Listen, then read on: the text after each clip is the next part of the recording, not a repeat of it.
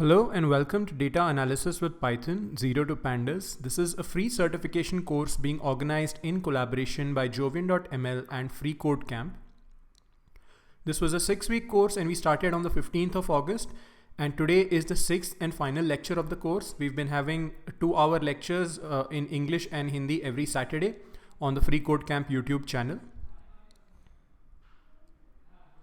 My name is Aakash and I'm your instructor for the course. I'm also the CEO of Jovian.ml and you can find me on Twitter at Aakash N S. And Jovian.ml is a sharing and collaboration platform for data science. We've been sharing all the course materials with you using Jovian.ml and you've been submitting the assignments using Jovian as well.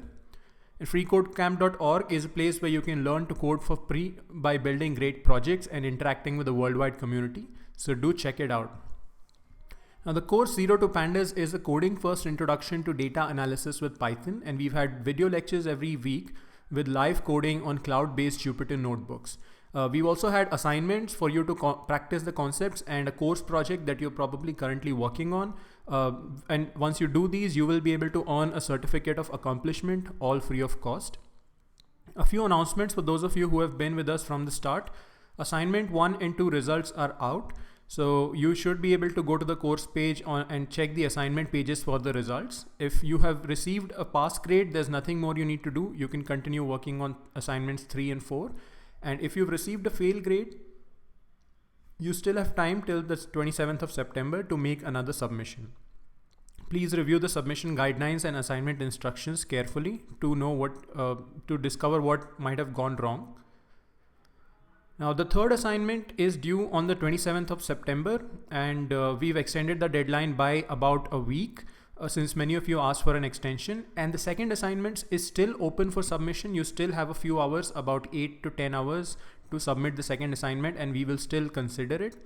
And the course project, which was initially due on the 27th of September, is now due on the 3rd of October. So you have almost 2 weeks to work on the course project. So we hope that gives you enough time to work on it. And at the end of the course on the 3rd of October, we will be having a graduation party where we will be looking at some stories from course participants and looking at some of the most interesting projects from the course. This is what the certificate of accomplishment looks like. So if you are on your way, if you've completed 2 assignments or even 1, you can still get this certificate, and this will be a verified certificate that you will be able to showcase on your LinkedIn profile and on your resume. And finally, so the topic for today, our final lecture, is Exploratory Data Analysis, a case study, where we will be taking everything that we have learned in the entire course and bringing it together into a single project where we will be analyzing a real world data set, and we will be asking and answering some interesting questions about the data, and we will figure out how to use the right tools and techniques and libraries and functions at the right places, and we will be drawing some inferences and conclusions. So this is in some sense a walkthrough of a real world project that you might do in data analysis.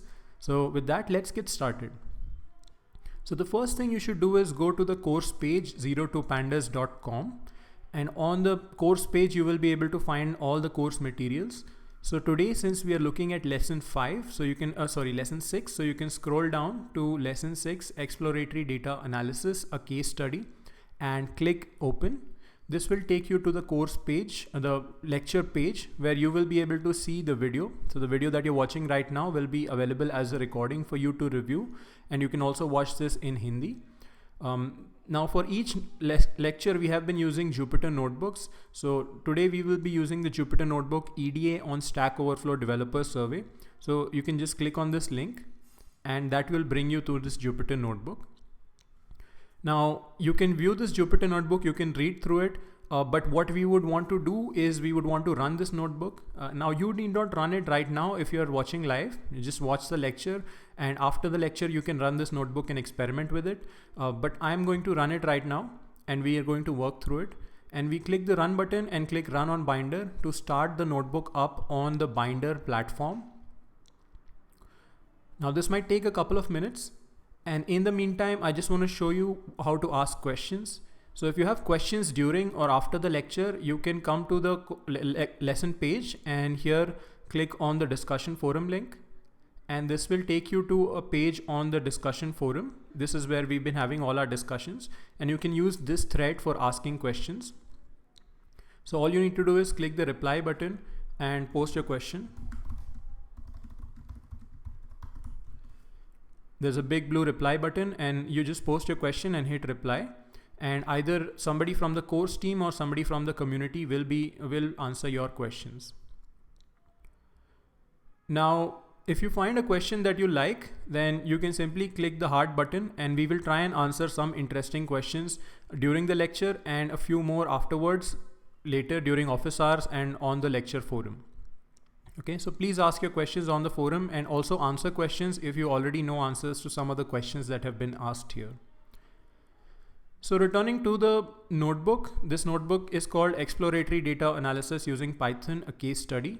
And we have clicked the run button and selected run on Binder. So finally here we have our Jupyter interface running. So let's just open up the notebook here, Python EDA Stack Overflow survey.ipynb. And the first thing that I'm going to do is I'm going to click kernel, restart and clear output. This is to clear all the outputs so that only the code remains and we can run the code and see the outputs for ourselves. Then I'm also going to hide the header and the toolbar. You need not do this, but I'm just doing this so that we have a little more space to work with.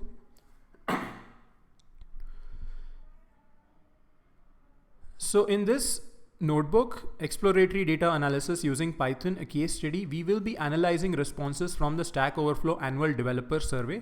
And we will apply all the things that we have learned so far about Python, Jupyter, NumPy, Pandas, Matplotlib, Seaborn together, and we'll bring everything together. Now, you can run this code online just in the way that we have by using the run button that we just used to run this code on Binder. But you can also run this code on your computer locally. So you can follow the instructions given here under option 2. Now, as I mentioned, we'll be analyzing the Stack Overflow Developer Survey dataset for our analysis. And this is an annual survey conducted by Stack Overflow. And you can find the raw data and results on this page, insights.stackoverflow.com. In fact, we will be analyzing the results from 2020, but you can also see the survey from the past years. So the first thing that we would want to do is to download this dataset into Jupyter. And there are many ways to do this. We've seen many ways over time across different lectures. So the first thing that you could do is just download the CSV manually and upload it using Jupyter's graphical interface. So let's do that. Let's see how to do that. So you click download full dataset, and that points us to a Google Drive link. And then you can download the Google Drive link. And so here I'm downloading it to my desktop. And then you can unzip the Google Drive link. So once you unzip this link, you will see this folder, Developer Survey 2020. And if you open up this folder, you will see here that you have a PDF and then a bunch of CSV files and then a README file. So you can go through the README to learn more about the dataset. But probably the interesting files for us are going to be the CSV files. So we might need to upload these CSV files onto Jupyter. So the way to do that is to come back to the notebook, go File, Open, and then you will find an upload button here. So click upload and just select the file that you want to upload. So in this case, let's say as an example, let's try and upload survey results schema.csv. So one by one, you can upload each CSV file that you need. Okay. So that's one way to do it. You can click the upload button to complete the upload, but I won't do that right now. Then there's another way to do it. If you have a direct link to the raw CSV file. Okay, so this is very important. If you have a link which points directly to the CSV file, so a Google Drive link or some other link will not do. It has to point to the raw file. Then you can use the URL retrieve function from the URL lib.request module. So this is what we've used in our previous lectures. We've used this in the lecture on NumPy and Pandas. So you can review those lectures 3 and 4 to see how to use this, or just check the documentation. But today we are going to use a third method. We are going to use a helper library called Open Datasets. So this is a library that we have created for you to make it easier for you to do data analysis, where we are creating a curated collection of datasets for data analysis and machine learning. And these datasets can be downloaded into Jupyter with a single Python command. So this is how it works. We have to install this library, pip install open datasets. So let's just come back to the Jupyter notebook and let us run pip install open datasets.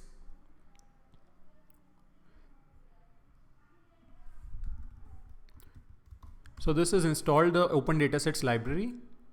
Then we import open datasets as OD. So we just import open datasets as OD. And then all we need to do is run od.download and then pass in a dataset ID. So we have currently added about 6 datasets here, but we will be adding many more. We're trying to make sure that we have at least 100 datasets here by the end of this week. So you will see more here. And we simply need to pick up the ID of the dataset that we want to use. So here we have the Stack Overflow developer survey and we need to paste that ID here. So we just do od.download. And under the hood, this is going to fetch the list of files in the dataset and it is going to download all the files. So you can see that these URLs have been fetched and they have been downloaded into this folder Stack Overflow Developer Survey 2020. Okay. So with that, we seem to have the dataset downloaded. Once again, you can go File, Open, and you can check that there is a folder here, Stack Overflow Developer Survey 2020. And this contains the README and then the public file and the schema file. Okay. So those are different ways to download the dataset. The important point is to have the files next to your Jupyter notebook, irrespective of how you get them. All right. So let's just import the OS module and verify once again that the dataset is actually downloaded. So when we run os.list_dir on the Stack Overflow Developer Survey folder, we see a README, we see some survey results, and we see the survey results public, and we see a survey results schema. So there are 3 files and you can go through these 3 files. So the README contains some information about the dataset, and then the survey results schema contains a list of questions. And so let's maybe just load up that file and view that file as well. And then there are the survey results public. So this contains the full list of responses to those questions. Okay. So we will load the CSV files using pandas, and let's import pandas as PD, and let's use the pd.readcsv function where we will pass in the path to the survey results public.csv file, which contains the survey responses, and we are going to call it survey raw.df. So the reason for calling it that is because this is going to be the raw dataset, the unprocessed dataset that we are loading up. And then we are going to do some modifications to create a prepared dataset for analysis. So here we create a survey raw.df by calling pd.readcsv, and let's take a look at this. So this is what the data frame looks like. It looks like it has a whole bunch of columns. In fact, in total, there are about 61 columns. So 60 of them are each column corresponds to one question from the survey. And here what you see is not the full question, but just a short form. And then there is also one column which contains a respondent ID. So these survey results are anonymized. So there is no personally identifiable information like first name, last name, phone number, email, etc. So results have been anonymized and every respondent has been given an ID, which is not really useful for us, but there's one column if you want to use the respondent ID. And then there are 60 columns, one for each question. Now, if you want to know what the actual question was, this is where you can use the other file, which is survey results schema.csv. And we'll see that in just a moment. But you can see at the bottom here that there are over 64,000 responses, and as we said, 61 columns. And let's just see a list of columns in the data frame. So we can use survey raw.df.columns to see a full list of columns from the data frame. A lot of these may not make sense. So this is where we need to use the schema file to understand what these columns represent. So here we have this file. Let me just put it on a separate line. So here we have this file schema, survey results schema.csv. And maybe let's load up the entire file first. So we can just do pd.readcsv and schema file name. So this file is a CSV file that contains 2 columns. One of the columns, the first column is titled column.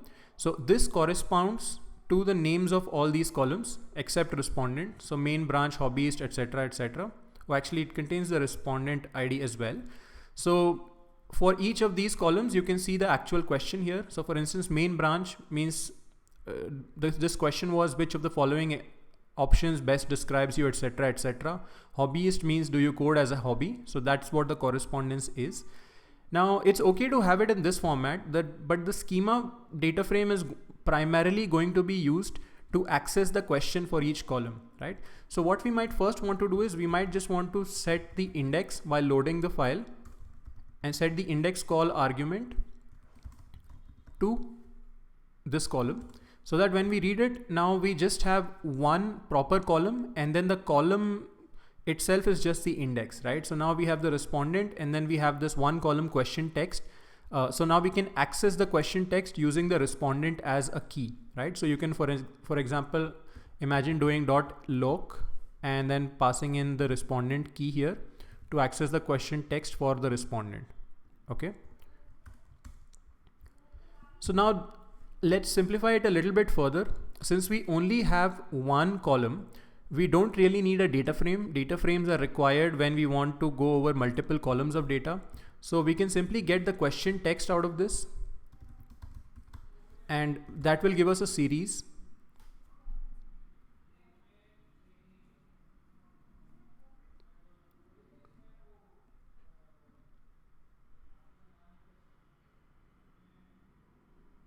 Okay, looks like this is stuck. Yeah, so we can just read the CSV file, the data frame, and from it just get the question text column out of it. So that will give us a series, and that is all we need really.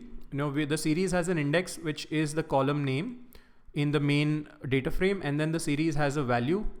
Each value corresponds to the full text of the question. Okay, so that is what we have done here. We've created a schema raw, which is where we read in the schema file with the index column as column, and we just create a series question text.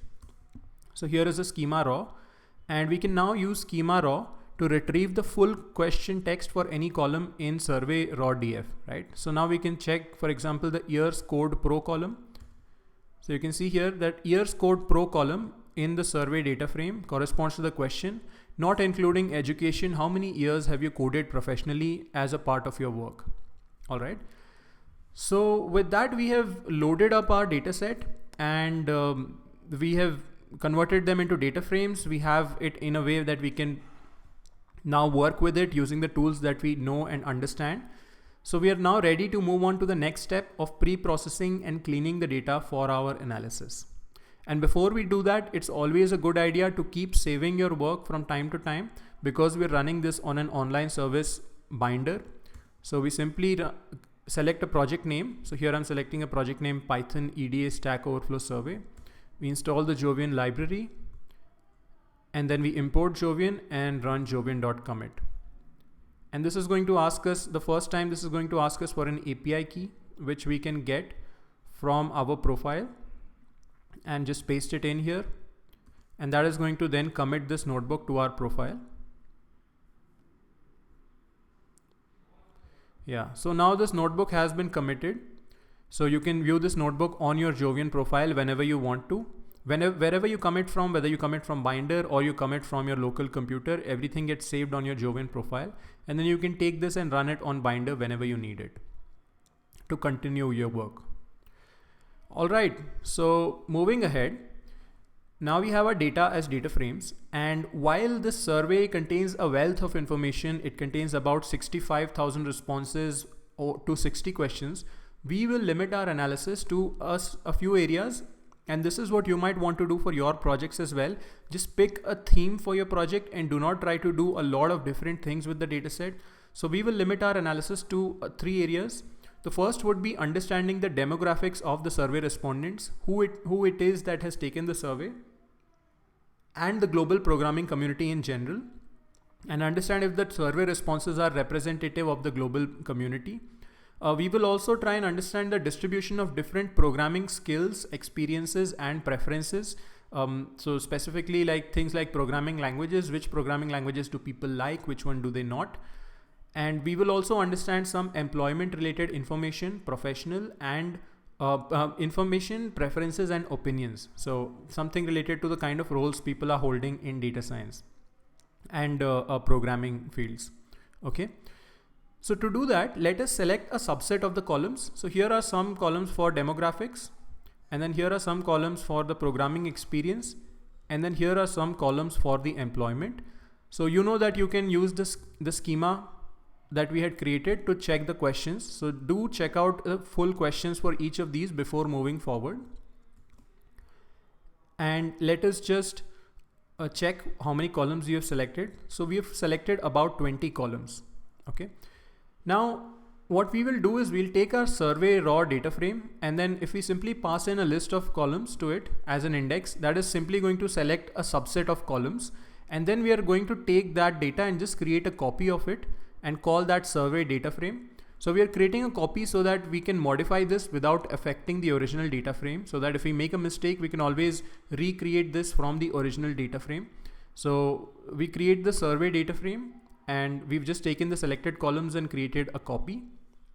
And then we have created, here we are now going to just pick out the same selected columns out of the schema as well, so that our schema also contains just the columns that we need. So we can look at it right now. So here we have the survey data frame. This now has only 20 columns, the columns that we have selected. It still has all the rows. And then we can check the schema as well.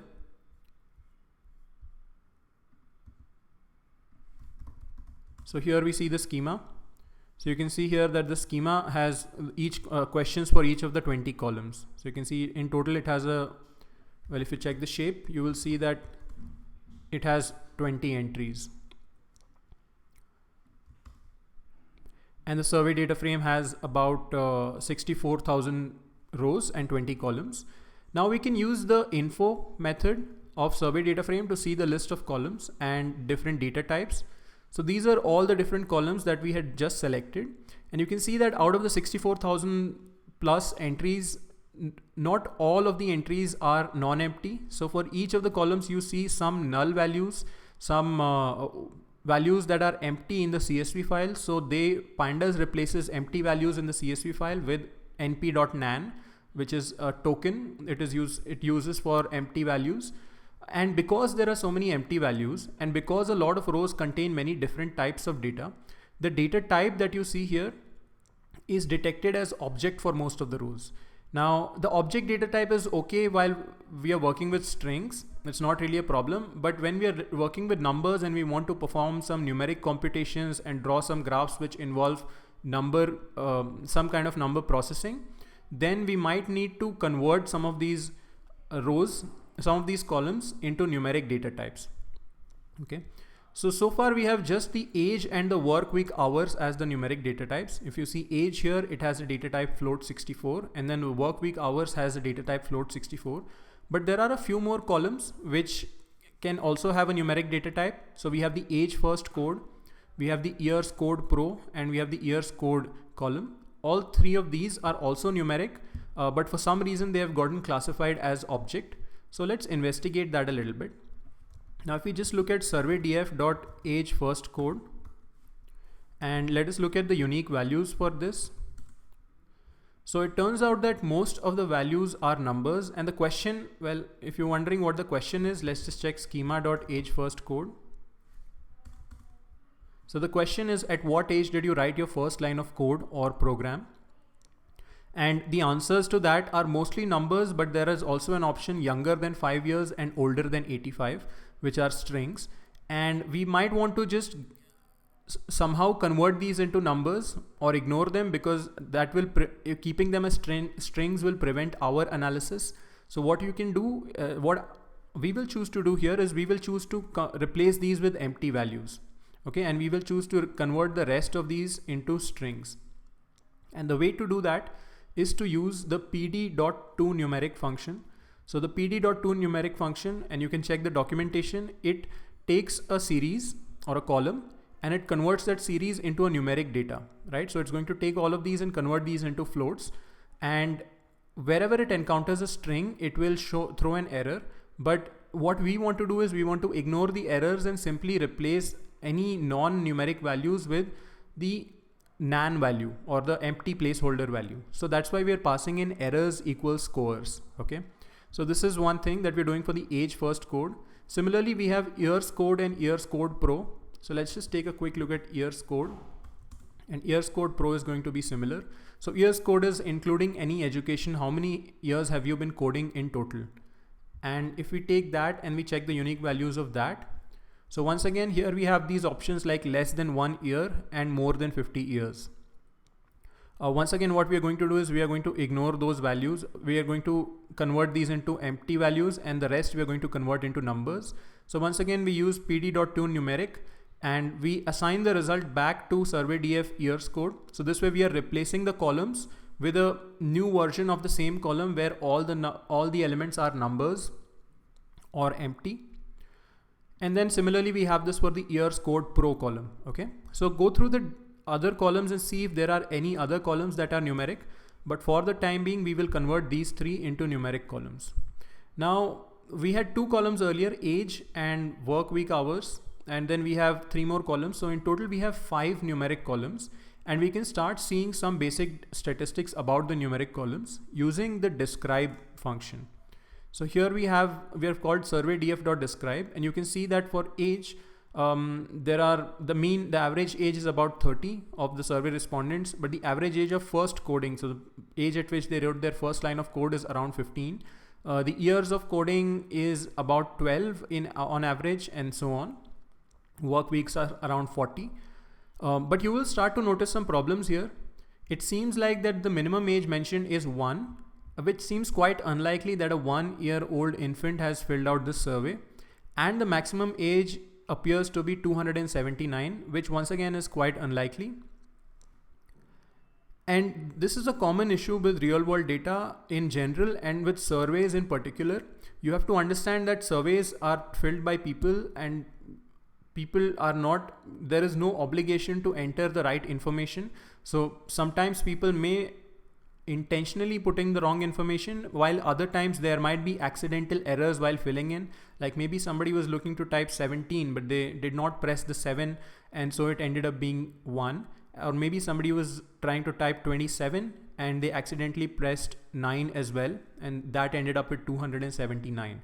Right? So we should try and solve for these. For each column, you should go through it and try to figure out if the values in the column make sense.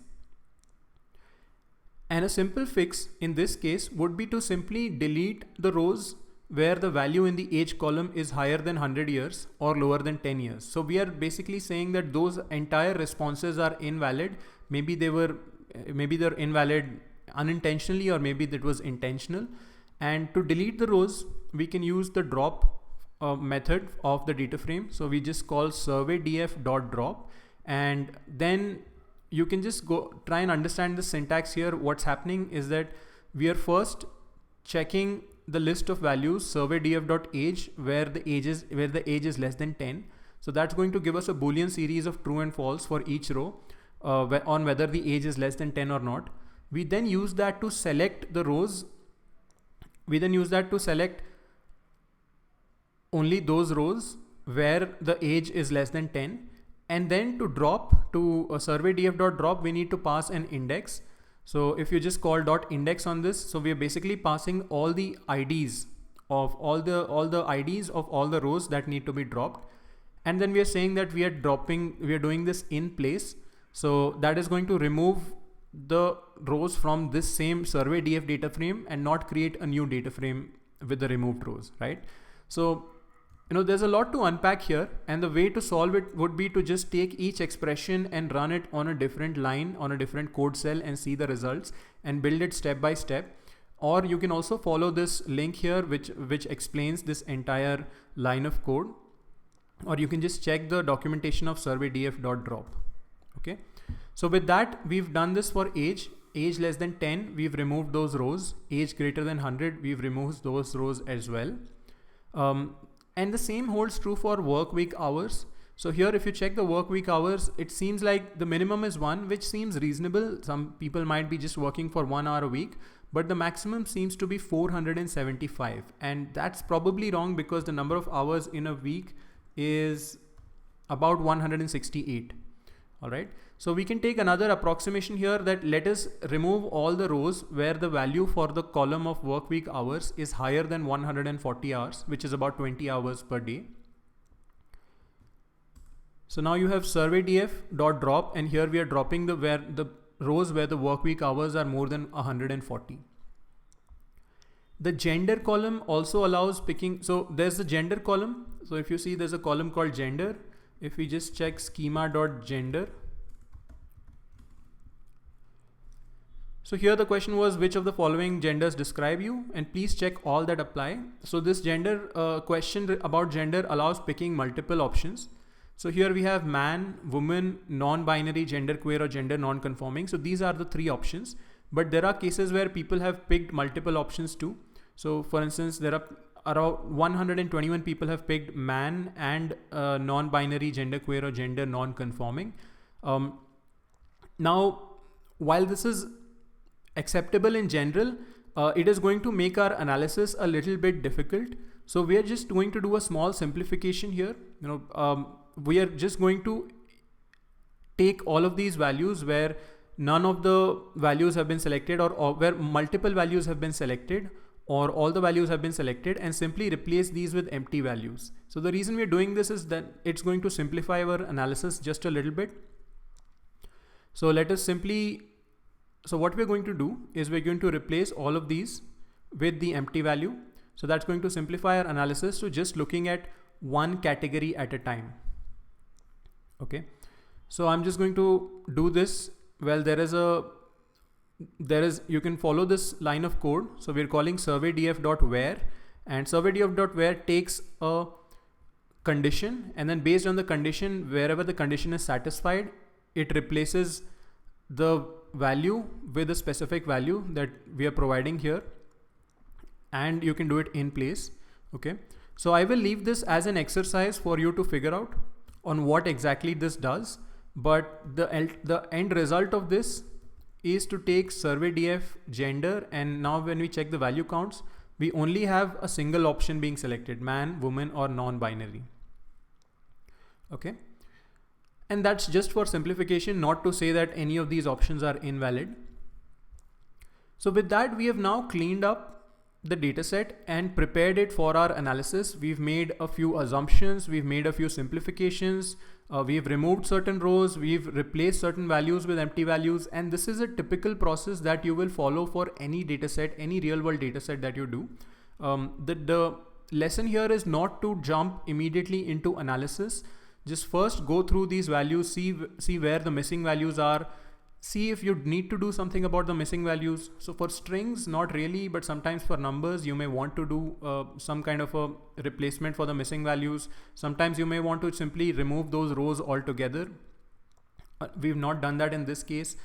Deal with any invalid values, any values that you feel are outside any normal range. You should get rid of those rows entirely, or maybe simply clear out those values with just the empty value, and a lot of things like that. And then finally, we've now cleaned up our data frame, so we can just check a sample. So I'm just calling surveydf.sample with 10. So just to see a random sample of 10 rows.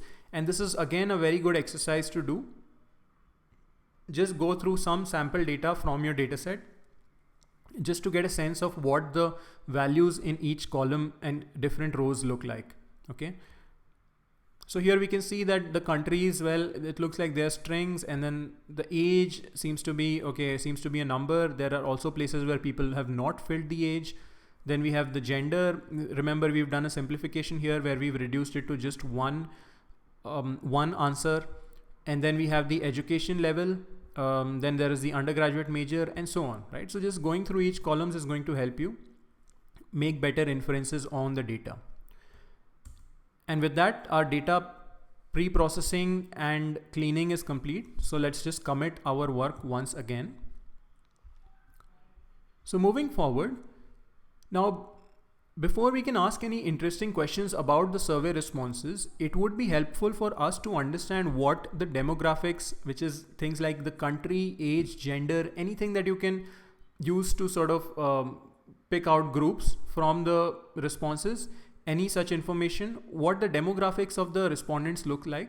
And it's important to explore these variables mainly in order to understand how representative the survey is of the worldwide programming community and of the worldwide population in general, right? And this is, again, the reason this is important is because a survey of this scale generally tends to have some bias. So in the world, there are a certain number of people who are programmers.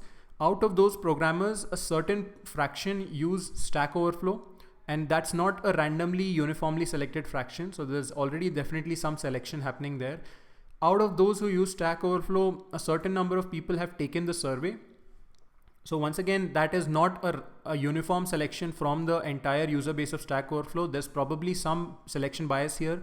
People who are more likely to take a survey are probably also people who are, let's say, have 3 or 4 other qualities. So it's not a random sample, completely random sample. And then there's also how Stack Overflow publicizes the survey, what was the outreach process, and all that decides who saw the survey and who filled the survey. And also like the language of the survey, the kind of questions that were asked, the length of the survey, all of these things make a big difference in terms of who has actually filled the survey. And all this is called selection bias, where the respondents of a survey do not come from a randomly picked sample of the overall population that you want to study. So do keep that in mind. And that's why it's important to first look at the demographics. Okay. So we are going to do what is called exploratory analysis and visualization, where we don't really have a question in mind. We are simply looking at different rows, columns, comparing things, plotting graphs. And since we will be plotting graphs, we will be using matplotlib and Seaborn. So here what I'm doing is I am importing matplotlib and Seaborn, and I've set some basic styles. Like I've used the dark grid style from Seaborn. I have increased the font size and the figure size for matplotlib so that we can see the figures a little more easily. Now, if you want to understand what all of these mean, I will refer you back to the previous lecture on data visualization with matplotlib and Seaborn. Okay. So with the imports out of the way, so let's first look at the number of countries from which there are responses in the survey, and maybe plot the 10 countries with the highest number of responses. So there was a question, where do you live? And so the column name for that was country. So we just see that from the schema, country corresponds to where do you live. And from the survey data frame, if we just get the country column and then call .n unique on it, so that's going to give us the number of countries that are there in this data set. So respondents from 183 countries have answered questions. And that's pretty good. It's quite wide. But it might be better to look at what the distribution of responses across countries looks like. Now, we cannot plot the entire distribution for 183 countries. So maybe what we'll do is we will simply look at the top 15 countries from where we had the maximum responses. And the way to do that is to take the survey df dot country, the column, and then use dot value counts on it. So dot value counts is going to, well, let's see what that does. So you can see here dot value counts. That's going to take each distinct value on country, so each unique value inside country, and then take that and count the number of values for each one. So here you can see that these are the different value counts. So for each country, we now get back a count, and this is a series essentially. And then from that, and this is going to be sorted. So you can also decide whether you want this to be sorted. So you can set sort equals true, and you can set ascending equals false. By the way, if you want to show this documentation inline for any function that you're using, all you need to do is press Shift plus Tab. So here I'm pressing Shift plus Tab, and that shows me the documentation. Okay, so we have the value counts, and then we pick the top 15 countries out of it. So those are the top countries. You can see here United States at the top, then India, then UK. And it's good to look at it this way as a table, but you cannot really grasp what is the difference, visually, what is the distribution looking like. And that is where a bar chart will probably help. So we can use the index of the series as the x-axis, and then we can use the values in this series as the y-axis. So we are going to create a figure here. So I'm just going to set a plt.figure fig size just to make this a big figure. We're going to set a title for it. So we are going to set the title as the question that was asked. And then we are going to use seaborn.barplot. So Seaborn has been imported as SNS, and we use the bar plot. And for the bar plot, we give an x-axis and a y-axis. So the x-axis, we are going to use the index, the names of the countries. And for the y-axis, we are going to use the values, which is the number of respondents from each of these countries. So there you go. Now you have the graph. Now, before we analyze this, I just want to say by default, these labels are printed horizontally. And if we do print them horizontally, there will be a lot of overlap. So what we've done here is we've called the plt.xsticks function, and we've set rotation to 75. So that has taken these labels and then rotated it 75 degrees. And because of this, now you can see that they're slightly slanted and we can all read them. Okay, so now we have the graph. So looking at the graph, it seems like a disproportionately high number of responses came from United States and India, right? So the United States has 12,000 responses, and then India has 8,000, which is about only about 75% of the number of responses from the US. And then next is United Kingdom, which is less than half of India. All right. And that already tells you that probably this survey is not really representative of programmers around the world. Maybe a large 12,000 plus 8,000 plus 4,000. So that's about 24,000 out of 65. So that's about more than 1/3, more than 40% of the responses have come from these 3 or 4 countries. And you might, if you think about this a little bit, it kind of makes sense because one, this survey is in English, so it was only conducted in English. So therefore, the programmers from non-English speaking countries probably did not get to hear of it. Second, Stack Overflow's user base Stack Overflow is also a platform that is completely in English. So its user base is primarily from countries where English is spoken in different professions. And those happen to be the top 3 countries: United States, India, and United Kingdom, where we speak English on a day-to-day basis in our professional lives. Okay. So that's something to consider, that the survey may not be representative of the entire programming community, especially the non-English speaking countries. And it's something for Stack Overflow to consider. Maybe they should try translating their questions and answers into different languages. And maybe they should also translate their survey into different languages so that they can get a more representative result. Okay.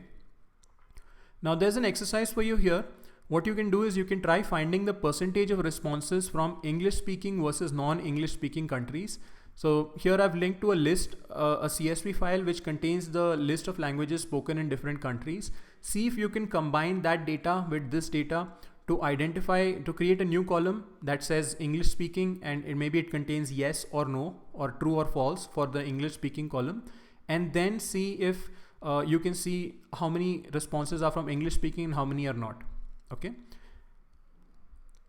So that was about the different countries the data came from. Probably the next thing that we can study is the distribution of the age of the respondents. So the age is another important factor to look at. And this time, because age is numeric, we can probably use a histogram to visualize it. So we are going to use plt.hist, and well, let's just check what the question about age was.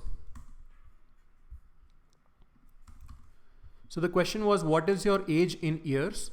And a lot of people may have preferred not to answer this question. Fortunately, what happens is when we use these matplotlib and cbound functions, any empty values are automatically ignored. So now we have, we are calling plt.hist, and then to it we are passing the surveydf.age. So this is the column containing the age values, and these are all numeric. Remember, so then we are also going to set a number of bins. So what we want is we want to take the ages starting from 10, because we've removed everything below age 10. So we want to start from 10 and we want to go up to 80. You could also go up to 100 if you wish. Let's maybe change that to 100. And we are going to split this entire range of 10 to 100 years into ranges of 5 years. You could split this into ranges of 10 years as well. But we'll split it into 10 years, and then we will count the number of responses in each age group. Okay, so this is what the chart looks like. So it seems like that there are very few responses below 15 years of age, and a little over 2,000 above 15 years of age. But the maximum bulk of the responses seem to be in the range of 20 to 45 years. Maybe you could say 15 to 50 years. So that seems to be the sort of the professional lifespan of a programmer to a large extent. But on the other hand, you can still see thousands of responses beyond the age of 45 and 50. So it's common that a lot of people tend to fall into this age range of 20 to 50, but on the other hand, you have people from all over, all the way going up to close to even 80 years of age. Okay, so that's good. Now we understand the distribution of age, and roughly this is representative of the programming community in general. Especially since a lot of young people have taken up computer science as a field of study or a profession in the last 20 years, right? Colleges now have computer science degrees. The number of jobs in computer science have increased, and most new jobs tend to be taken by younger people, and most new degrees as well. So that's why it is slightly representative, and you can do some research on how exactly representative it is and which age groups are left out. And here's an exercise for you. You may also want to just create specific age groups like 10 to 18 years, 18 to 30 years, 30 to 45, 45 to 60, and so on. And you may want to create a column called age group, which will contain, based on the age, it will contain one of these values. And then what you can do is you can repeat the analysis in the rest of this notebook for each age group. Like if you just want to pick out your age group, let's say you're in the 30 to 45 age group, and you just want to know what programmers in your age group think, then you can just do this analysis for your age group, and that will be an interesting thing to try out. Like that's a project idea right there. Then let's look at the distribution of gender. We've already done a small simplification here where we've excluded multiple responses. And now it's a well-known fact that women and non-binary genders are underrepresented in the programming community. So we might expect to see a skewed distribution here. So if we do schema.gender, well, here it looks like the question that was asked was, which of the following describe you, if any? So people were open to leaving it blank. And then we have the gender counts. So now we are taking surveydf.gender and then using value counts here. And already you can see that there is a huge drop. Like there are 45,000 responses from where people have selected man as the gender, and there are about 3,800, only 3,800 values where people have selected woman. And let's also include in value counts, you can also include drop any equal to false. What that does is that also tells you how many people have picked nothing, no value. So now what we can do is we can use a pie chart to visualize this distribution. So once again, we take these gender counts and we use plt.py, and we can then give it an index. We can give them some labels as well, and we can give the chart a title. So here you go. Now it seems like around 71% people have picked man, only about 6% have picked woman, and only about 0.6% have picked non-binary, genderqueer or gender non-conforming.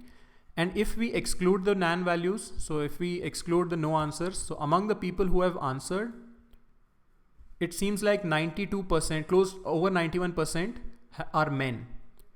And this number is actually, so that means only about 8% are women or non-binary.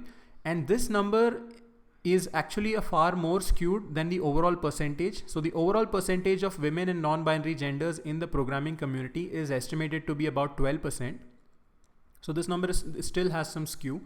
And what this number tells us in general, and even the overall figure, is that there is a diversity problem in the programming community that we definitely, if 50% of all people are women, and then there is a larger number is, I'm not sure about the number, but a larger percentage of people also identify as one of the non-binary genders.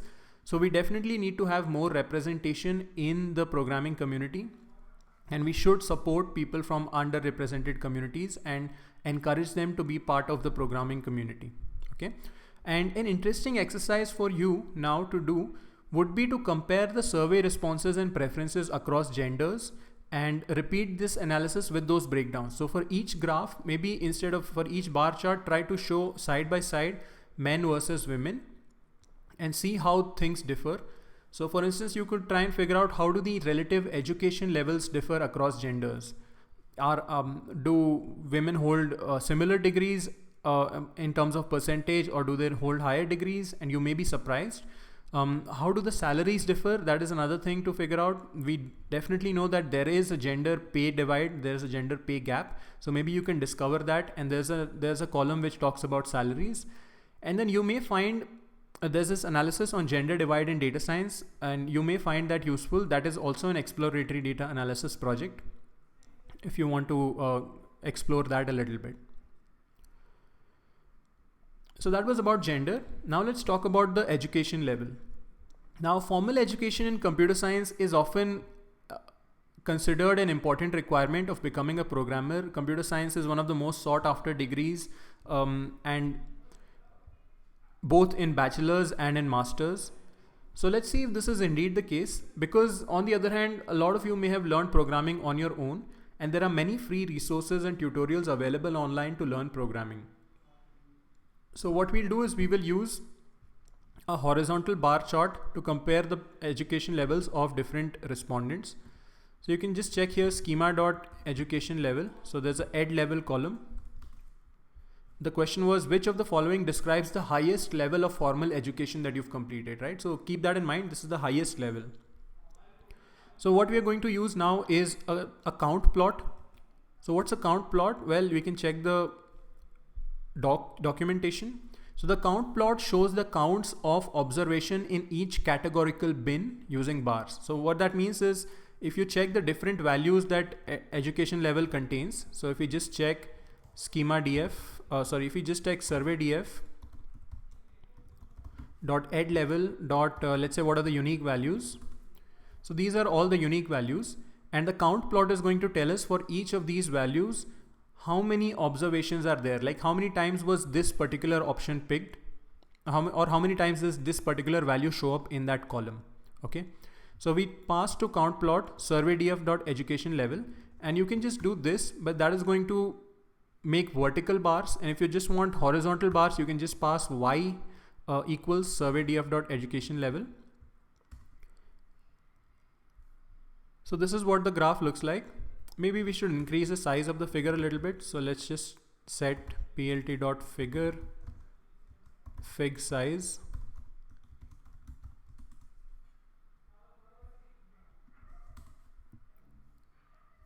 Okay, this is a lot better. So the question is, which of the following describes the highest level of formal education you've completed? And now you can see here that it seems like out of the 65,000 respondents, about 25,000, over 25,000 hold a bachelor's degree, and then another close to 12,000 hold a master's degree, and then there are a few more which hold a doctoral degree, probably about 1,500 or so. So all of these three combined, it seems like well over half of the respondents hold a bachelor's or master's degree. So most programmers definitely seem to have some college education, definitely maybe some STEM education, what is called, some kind of a STEM education. But it's not clear from just this graph alone whether they hold a degree in computer science. Okay, so let's dig a little bit deeper into that. And one problem with this graph is that here we are showing the absolute numbers, and probably what we really want to understand is percentages. So one exercise for you is to convert this graph to just show percentages instead of the full numbers. Okay, and that will probably give a clearer idea, because we probably want to know, out of the number of people who have responded to this question, what percentage have mentioned that the bachelor's degree is the highest degree that they hold, right? And that is probably the more relevant question to ask. So you can try and modify this code to just show percentages. Okay. But keeping that aside, we could tell that over half of the respondents hold a master's or a bachelor's degree. All right. So now let us then take and plot the undergraduate majors. So this time we will look at schema.undergrad major, which was what was your primary field of study. And we will then convert these numbers into percentages. So to convert these into percentages, we take the value counts for each of the values. So here we say surveydf.undergrad major.value counts. So for each major, like computer science major, you have 31,000 responses and so on. So what we can do is we can divide that by the total number of responses given for undergraduate majors. So let's just take the surveydf.undergraduate major, and call .count on it. So .count is going to count the total number of non-null values. So if we do that, then you can see that now we get back a fraction. So for each measure that was provided here, we get back a fraction, 0.61 and so on. And if we multiply that by 100, we are going to get back a number, or we're going to get back a percentage. All right. So now we have a 61% have computer science, and another 9.3% have picked another engineering discipline, and so on. All right. But it's probably better to look at that using a graph. So we just put this result into a variable called undergraduate %, and then use sns.barplot to plot it. Okay, so now here we have it. So in terms of the primary field of study, it seems like out of the people who have responded, over 60% say that computer science or software engineering or computer engineering was their major. Now, the one way to know, this is kind of like a glass half full, half empty kind of a situation. The way I would interpret this is that close to 40% of programmers holding a college degree have a field of study other than computer science. So which is very encouraging. A lot of people after college feel that you cannot switch your field. That is definitely not true for computer science. If you want to get into computer science and you have some sort of formal education, some sort of STEM education, you can absolutely pursue it. There are so many online resources, like close to 40% of people who are in the domain are from streams other than computer science. So I think this is a very encouraging sign, and I think this number is only going to go higher because there are better and better resources available, and programming is proliferating into pretty much every domain now. So you do a little bit of programming no matter what you study, and that equips you to become a programmer as well, right? Even data science, for example, is primarily a lot of programming.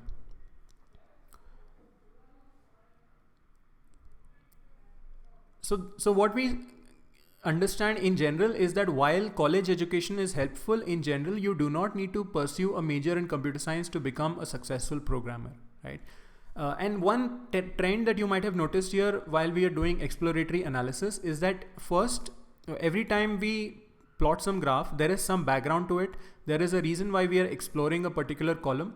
And this is something that we've explained here, that we want to understand, like the reason we are looking at education level is to understand whether formal education is important or not. So have some background, have something in mind when you are exploring a particular column. And then once you have explored that column, once you have plotted a graph, try to gain some insight from it, try to make some kind of an inference or an observation or a hypothesis based on it. Sometimes you may need to then go do more research to identify if your hypothesis is correct. And in other cases, the inferences can become pretty clear. For instance, in this case, it is pretty clear that a lot of people do not have a computer science degree. All right. And that is the best part of exploratory analysis, is that you get to form all of these interesting inferences. Each time you draw a graph, you learn something new. Each time you look at a column, you learn something new. And then there's an exercise here for you. There's a column called New Ed IMPT. Let's see what that column is. So that's, let's see, schema.new ed. Okay, so that column is the question in the column is, how important is a formal education such as a university degree in computer science to your career? So now what you can do is you can take this column and analyze the responses, the distribution of responses for people who hold some college degree for people who hold a computer science degree versus those who do not. Okay, try and analyze these results. So what percentage of people who hold a computer science degree have selected that a formal education in computer science is important to the career, and what percentage of people who do not hold a computer science degree have selected that formal education is important for their career, right? And see if you notice any difference in opinion. I mean, my guess is somebody who holds a college degree may value it highly, but somebody who does not hold a college degree but still become a programmer will probably say that it's probably not that important, right? So do check it out, do discover there are more insights to be gained here. And then one last area that we will look at is employment. Now, especially among programmers, freelancing, contract work and part-time work is slowly becoming a more popular choice. So it would be interesting to see the breakdown between full-time, part-time and freelance work. So maybe let's visualize the data from the employment column. So the employment column was which of the following best describes your current employment status. And what we've taken here is, once again, we are going to plot a simple horizontal bar chart. And one of the things that I want you to take away from this is also that simple charts are often good enough for a good analysis. You do not have to come up with a lot of fancy charts, although it's good if you can find the best chart for the best kind of graph for every statement for every situation. But even simple bar charts, line graphs, scatter plots can give you a lot of information, right? And so you are very well equipped at this point if you've worked through this course.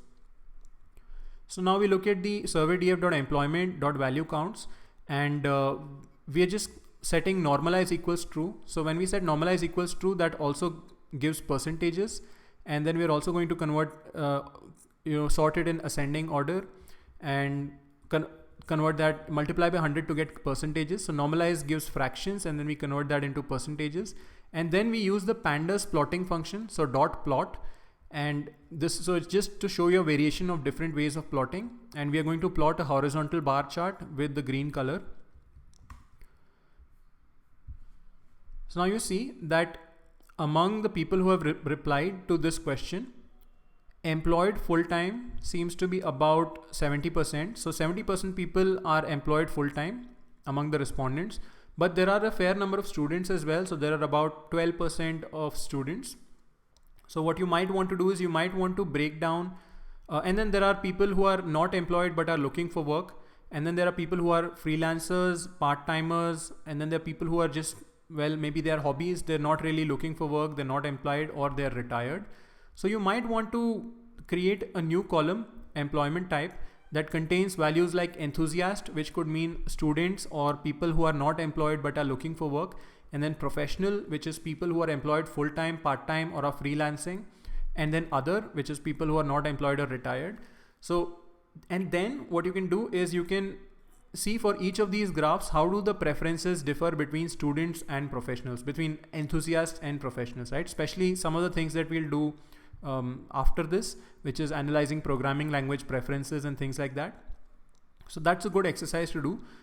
In any survey, in any analysis, all of these breakdowns offer a lot of insights, and the best way to do it is identify which group you lie in. Let's say you are parsing by gender or by age or by your employment status, and then do the analysis just for yourself and people like yourself, and that is going to give you a lot more insight.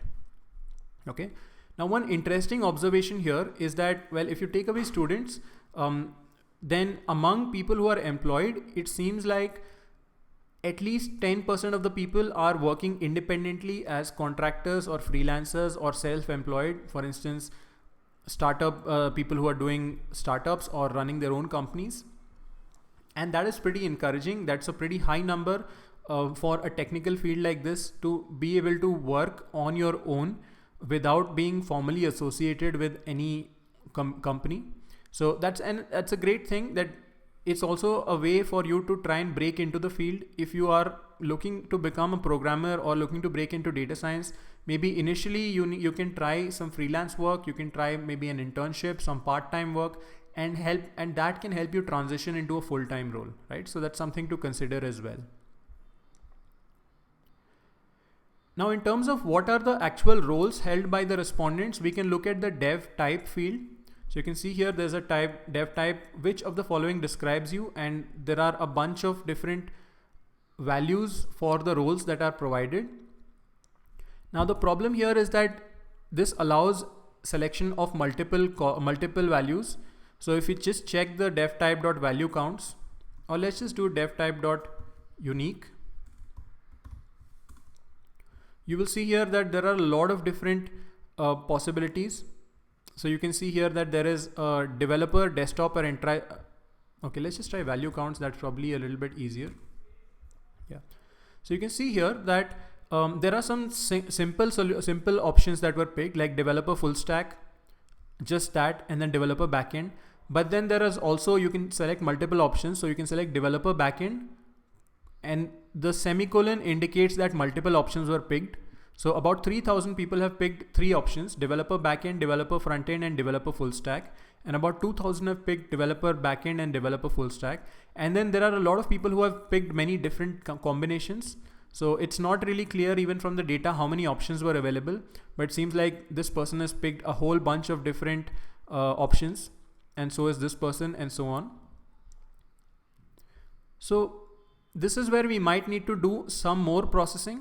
Now we might need to take this column which contains a list of values separated by semicolons, and maybe split it out into multiple columns. Okay, and for that what we are going to do is we are going to define a helper function called split multi-column that is going to take a series or a column of data which contains list-like values, lists of values. So a column like survey.dev type, and split the values of that column into multiple columns. Okay. Now I will not go over the code here, and you can try this. You can try to run each line one by one, and you can try to understand the code. So by this point, I hope that you are well equipped to understand this code. Just run each line on a different cell. If you're not, you can also ask on the forum, and you can have a discussion where you can ask, share where you're stuck or which part you don't understand, and you can have a discussion to figure it out. But let us look at the output. So we know what the input into this looks like.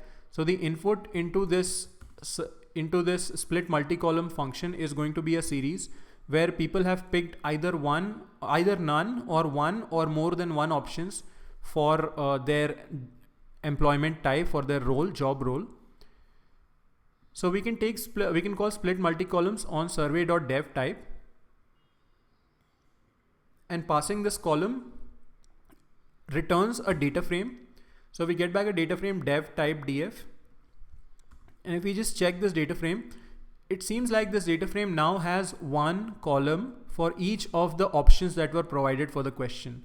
So now we have one column for developer, desktop or enterprise applications. Then we have developer full stack, developer mobile, designer, and so on, right? So there are in total 23 columns. So there are about 23 options that were given for your job role. And what we have is, for each respondent, we have either true or false. So for instance, for this respondent has not selected developer desktop or enterprise, but this respondent has selected developer full stack, and this respondent has selected developer mobile, and they have not selected developer frontend or backend. All right. So this is how sometimes we might need to do a little more processing of our data. We might need to break one column into an entire data frame so that we can do our analysis. And now that we have this data frame, the dev type df, we can now use this to identify what were the most common roles. Okay. And a simple way to do that would be to simply count the number of trues in each column. And you know that true when it is converted to an integer becomes 1, and false when it is converted to a number becomes 0. So what we can do is we can simply take the column wise sums. So we can just take dev type dot sum. So now we get a column wise sum, and then we can sort those values in a descending order. So that's going to give us these dev type totals. So now you see that we have developer backend, developer full stack, developer frontend, and so on, right? So those seem to be the most common roles.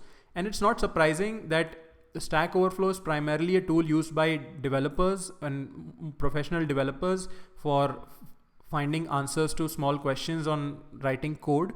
So it's not uncommon that the developer role that you see is the most common one. But one interesting thing for you to figure out would be what percentage of respondents work in roles related to data science. And then you can probably also try and figure out which role has the highest percentage of women.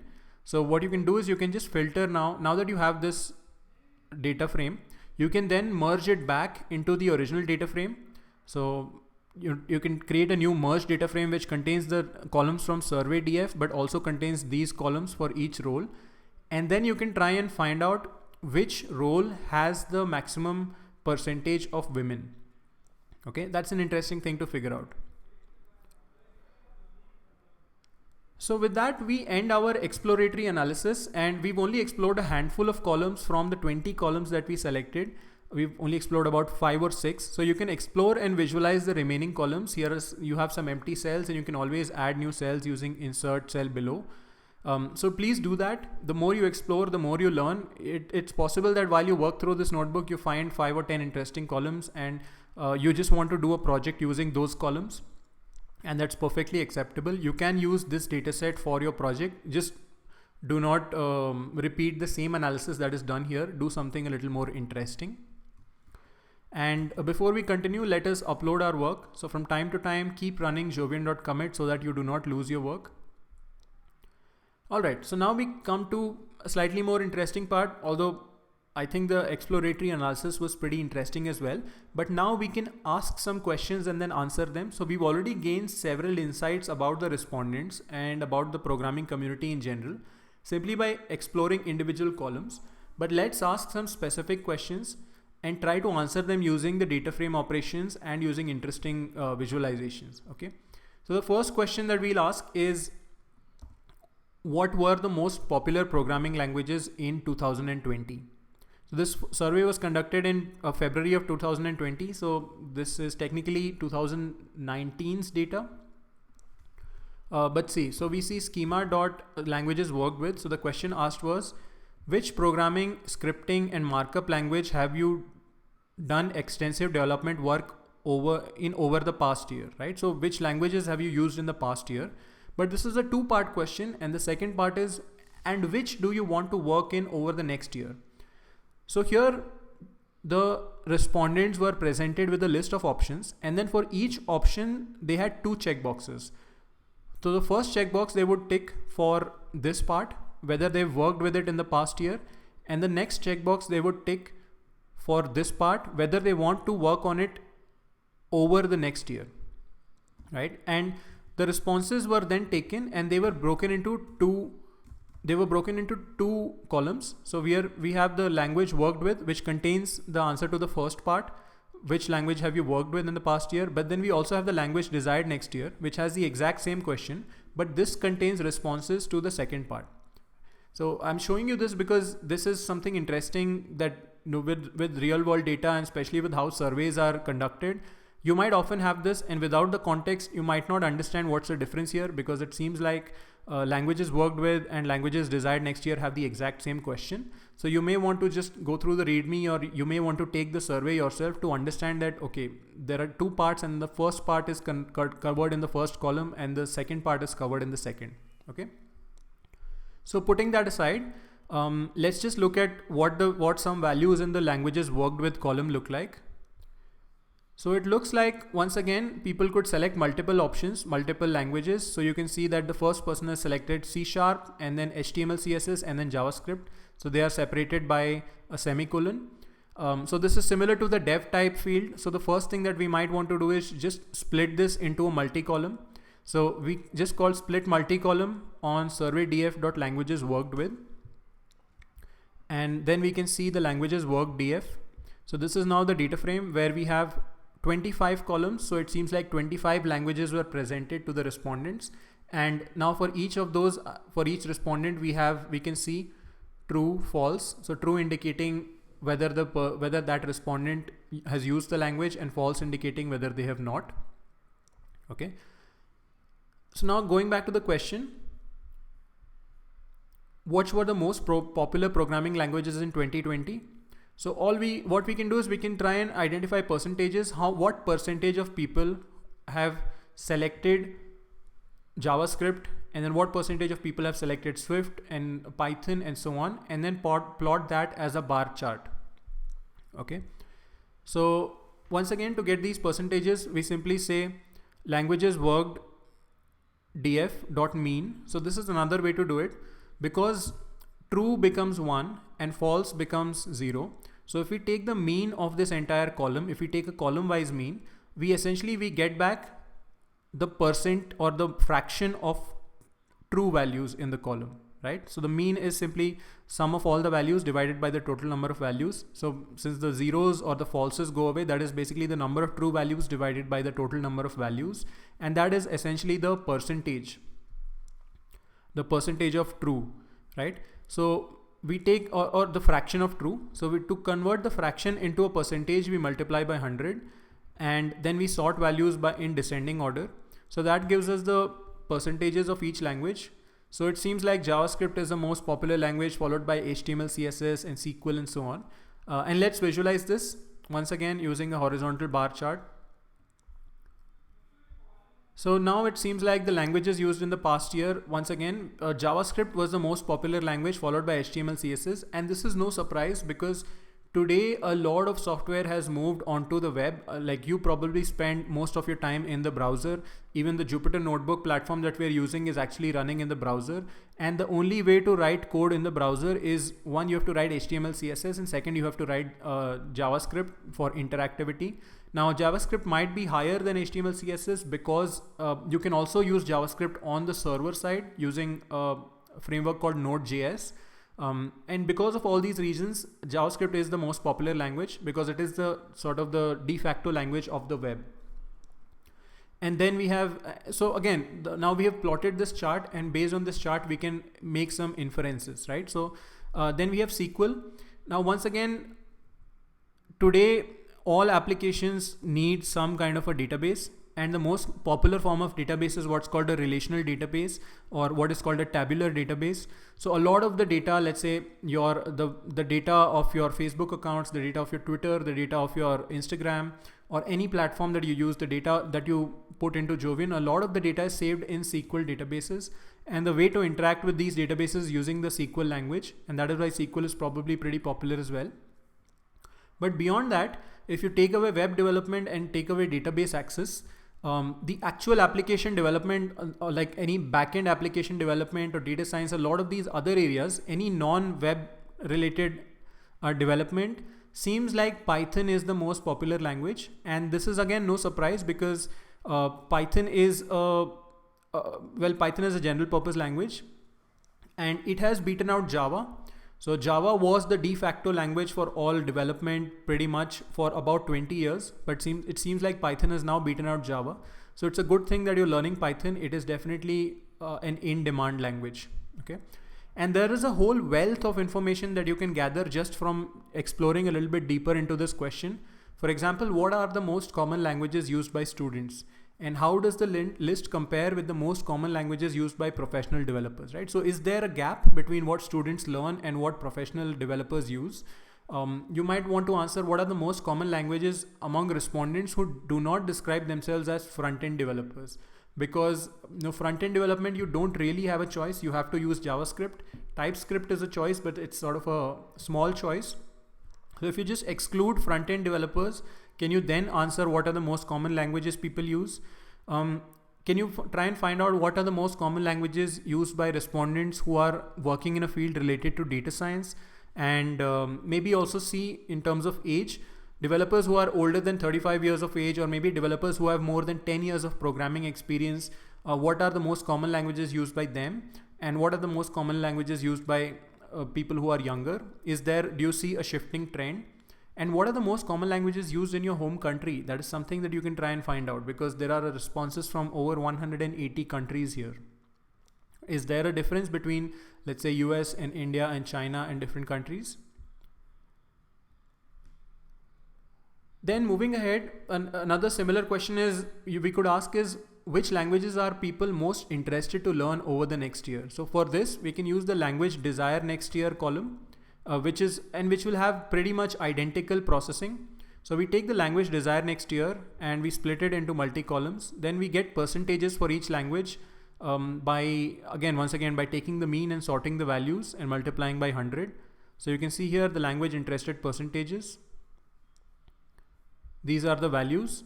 And let us just jump into visualization directly. The visualization is once again pretty much identical. And it seems like that Python is the language that most people are interested in learning. So we have Python, JavaScript, HTML, CSS. Again, they seem to be close by, and followed by SQL and TypeScript. So, and it's no surprise that Python is the most sought after language, because it's an easy to learn general purpose programming language, and it is very well suited for a variety of domains like application development, numerical computing, data analysis, and so on. And in fact, we are using Python for this very analysis. So you are in good company. If you're learning Python, you can apply it to a whole host of different domains.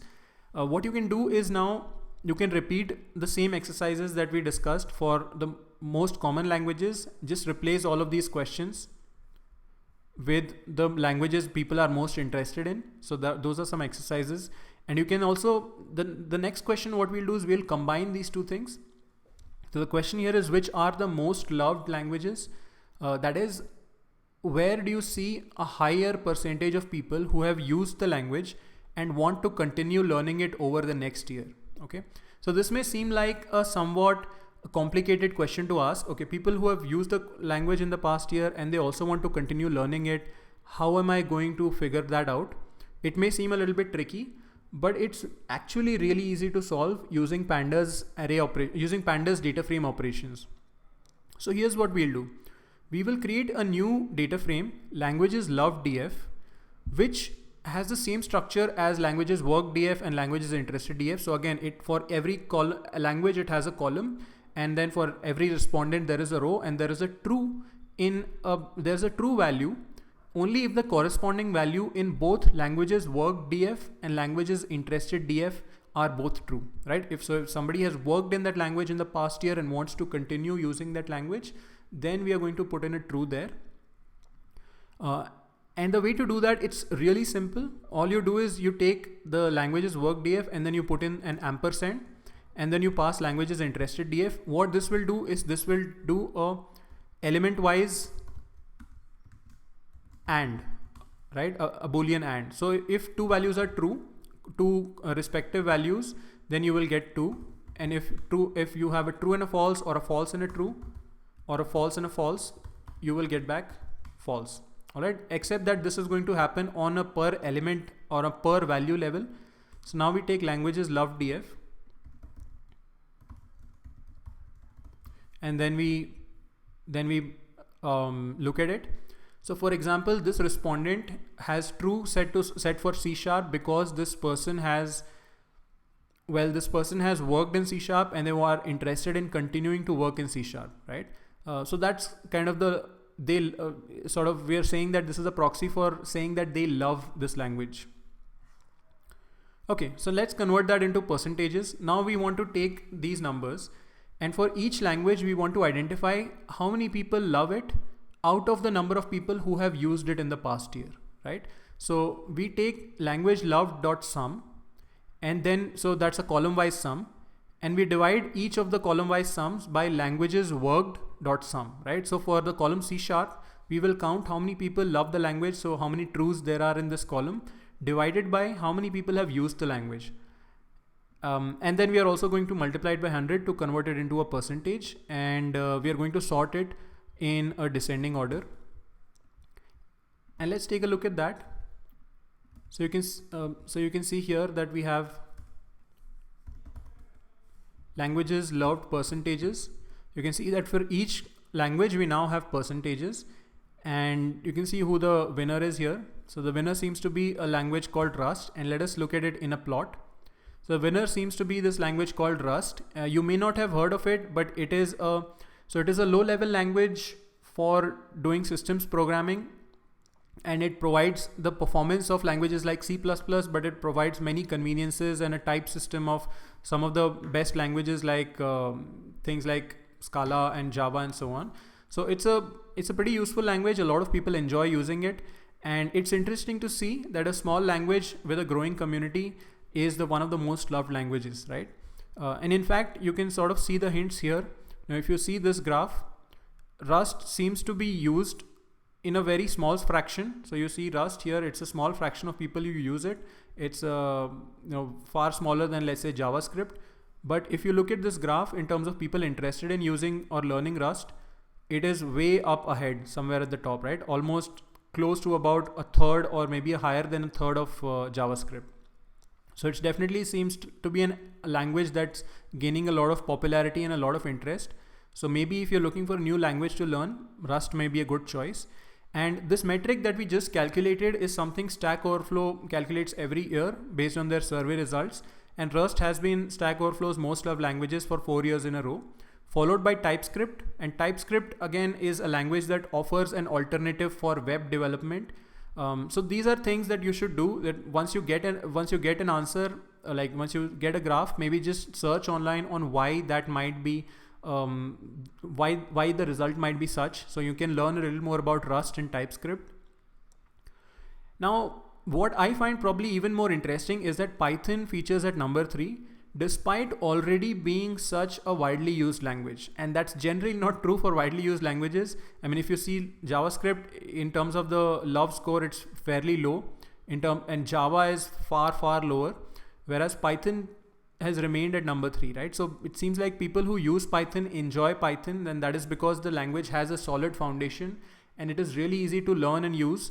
I hope you've been able to learn Python. You've been able to, you can now say that you're comfortable with Python in just these 6 weeks. And then it has a strong ecosystem of libraries for various domains. And it has a massive worldwide community of developers. And that now includes you and me. So who enjoy using it. So I've been using Python for the last 12 years. I definitely want to continue using it for the next 12 as well. And I hope you feel the same way. So that's about the most loved languages. We now have some insights about that. The next, a simple exercise that you can try here is to identify the most dreaded languages, which is languages which people have used in the past year, but do not want to learn or use over the next year, right? There's a small hint here. What you can do is you can simply invert the languages interested data frame. So and the way to invert it is using this tilde operator. So just invert that data frame and then do the same thing that we did here. So you should be able to answer the most dreaded language and then see if your results, you get the same result as what the Stack Overflow results present. So you can always refer to them. So moving further along, next question here is, in which countries do developers work the highest number of hours per week? Okay. Now to do this question, you need to use the group by function of the group by function of a data frame, the group by method.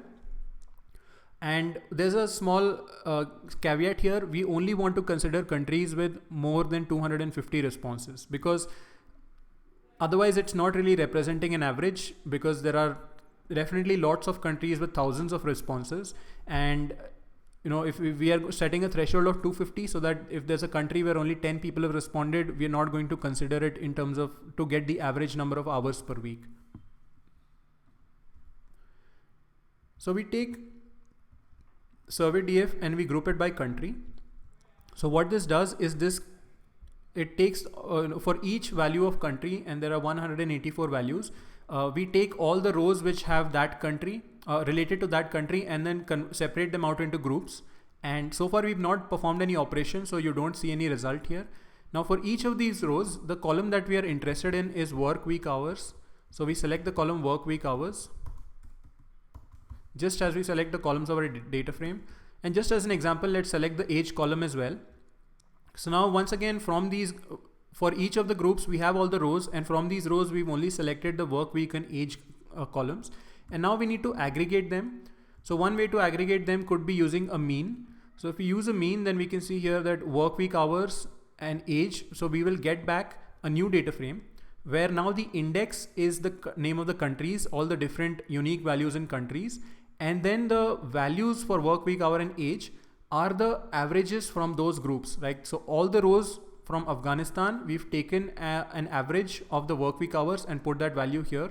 Similarly, all the groups from Afghanistan, we've taken the age, and all the rows from Afghanistan, we've taken the age and we've put in the average value here. Okay. So this is how you group by, and you can learn more about this in the pandas lecture, which is lesson 4.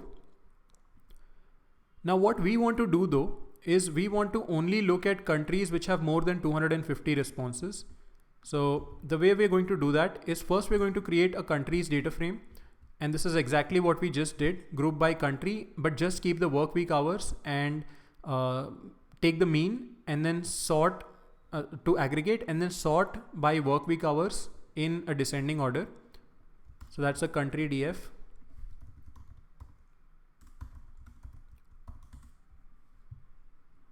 Okay, so you can see that these are the countries with the highest, these are countries with the lowest, but it's possible that a lot of these countries, probably the number of responses is really low. So what we will do is we will create a new data frame called high countries df, where we will take these, where we will only select the rows where the value counts are greater than 250, right? So we are getting survey df.country, and we are trying to find the value counts of each country, the number of responses from each country, and then we are filtering out those only where the responses are greater than 250. And then we use the .loc.loc function to pick values from the countries df with only value counts greater than 250, and then we pick the top 15 out of those. So let's see now. So now we have the top 15 countries. Okay. And once again, if you do not understand this, there are a couple of things you can do. Revise the pandas lecture. That's one thing you could do. Look at the documentation of countries of .loc, and split this into small parts. So first take this survey df.country.value counts, run it in a cell. Take that and compare that with 250 and see what the result of that is. And then put that into countries df.loc and see what the result of that is. And then add in the head. So with all of these things, it's a question of breaking them down step by step. And then the more you break them down, the more you understand and the more you will be able to use them. So now we have the high response countries. And these are the 15 countries with the highest number of working hours. It seems like some South Asian countries, some Asian countries like Iran, Israel, and China have the highest working hours, which is followed by United States. So that's interesting. And then we have Greece. So people are probably working a lot. Programmers are working a lot in Greece. And once again, we see a bunch of Asian countries all the way till actually a majority of these seem to be Asian countries. And then there are a few European countries, and then there is United States. But overall, there isn't too much variation. I mean, if you see 44 is the highest value, but if you just take the first three as outliers, then here you have like 41 to 40. So on average, there are only about people are working at about 40 hours per week. There's no variation where there's a country with an average of 60 hours or a country with an average of 20 hours. At least it seems like so from the top 15. So now a few exercises that you can try is try to compare how the average working hours compare across different continents. So you may find this list of countries in each continent useful. Try and find out which role has the average number of has the highest average number of hours worked per week out of all the developer or out of all the roles that we looked at. So you may need to merge with the dev type data frame that we created, which had one column for each role, and try to find out maybe how the hours work compare between freelancers and developers working full-time. Well, full-time developers, it's possible that you might find that the average is around 40. But freelancers, one of the reasons people take up freelance or even part-time work is because they want free time to work on other things. So let's try and verify if this is true. Do freelancers work less or more? And that could help you maybe even decide if you want to choose between a freelance or a full-time role. Okay. And then let's ask one more question. How important is it to start young to build a career in programming? Okay. And this is again something that is a question that a lot of people wonder, not just about programming, probably about data science and in general about any field. Can you enter this field, let's say beyond, if you've not done it in college? And I think we've established that even if you've not taken it in college, you can still enter the field. But can you enter the field if you've worked in a different domain for a few years? Can you enter this field in your 30s, in your 40s, and so on? Okay. So what we'll do to answer this question is we will create a scatter plot of age versus the years of coding experience. So there is years code pro is asking, not including education, how many years have you coded professionally as a part of your work? Okay. So what we'll do is we'll plot age on one axis, on the x-axis, and then we'll plot the years of professional coding experience on the y-axis, and that should maybe give us a hint. So here is a chart, and this is what it looks like. Now, if you look at this, it seems like, well, let's look at some values and let's try to understand this chart. And we've also put in colors here, and we'll touch that in just a moment. But if you see here in let's say you're looking at age 40. So at age 40, there are several people who have less than 10 years of programming experience, right? And there are even, so at every age, all the way from around 15 to even close to 50, there are people who have just started working as programmers, right? So what that means is that you can start programming professionally at any age. There's no restriction that you have to start early. People are starting in their 20s, in their 30s, in their 40s, and everybody is welcome. And this is professional experience. This is not just programming experience in general. So you can, if you put in the work, if you learn, if you're open to learning, if you're excited about it, then you can definitely get into the domain. And then we have also added a color for each of these dots. So each dots represents one response. So we've added colors. So the color we've added is, if a person is a hobbyist, then we represent them with blue, and if not, we represent them with orange.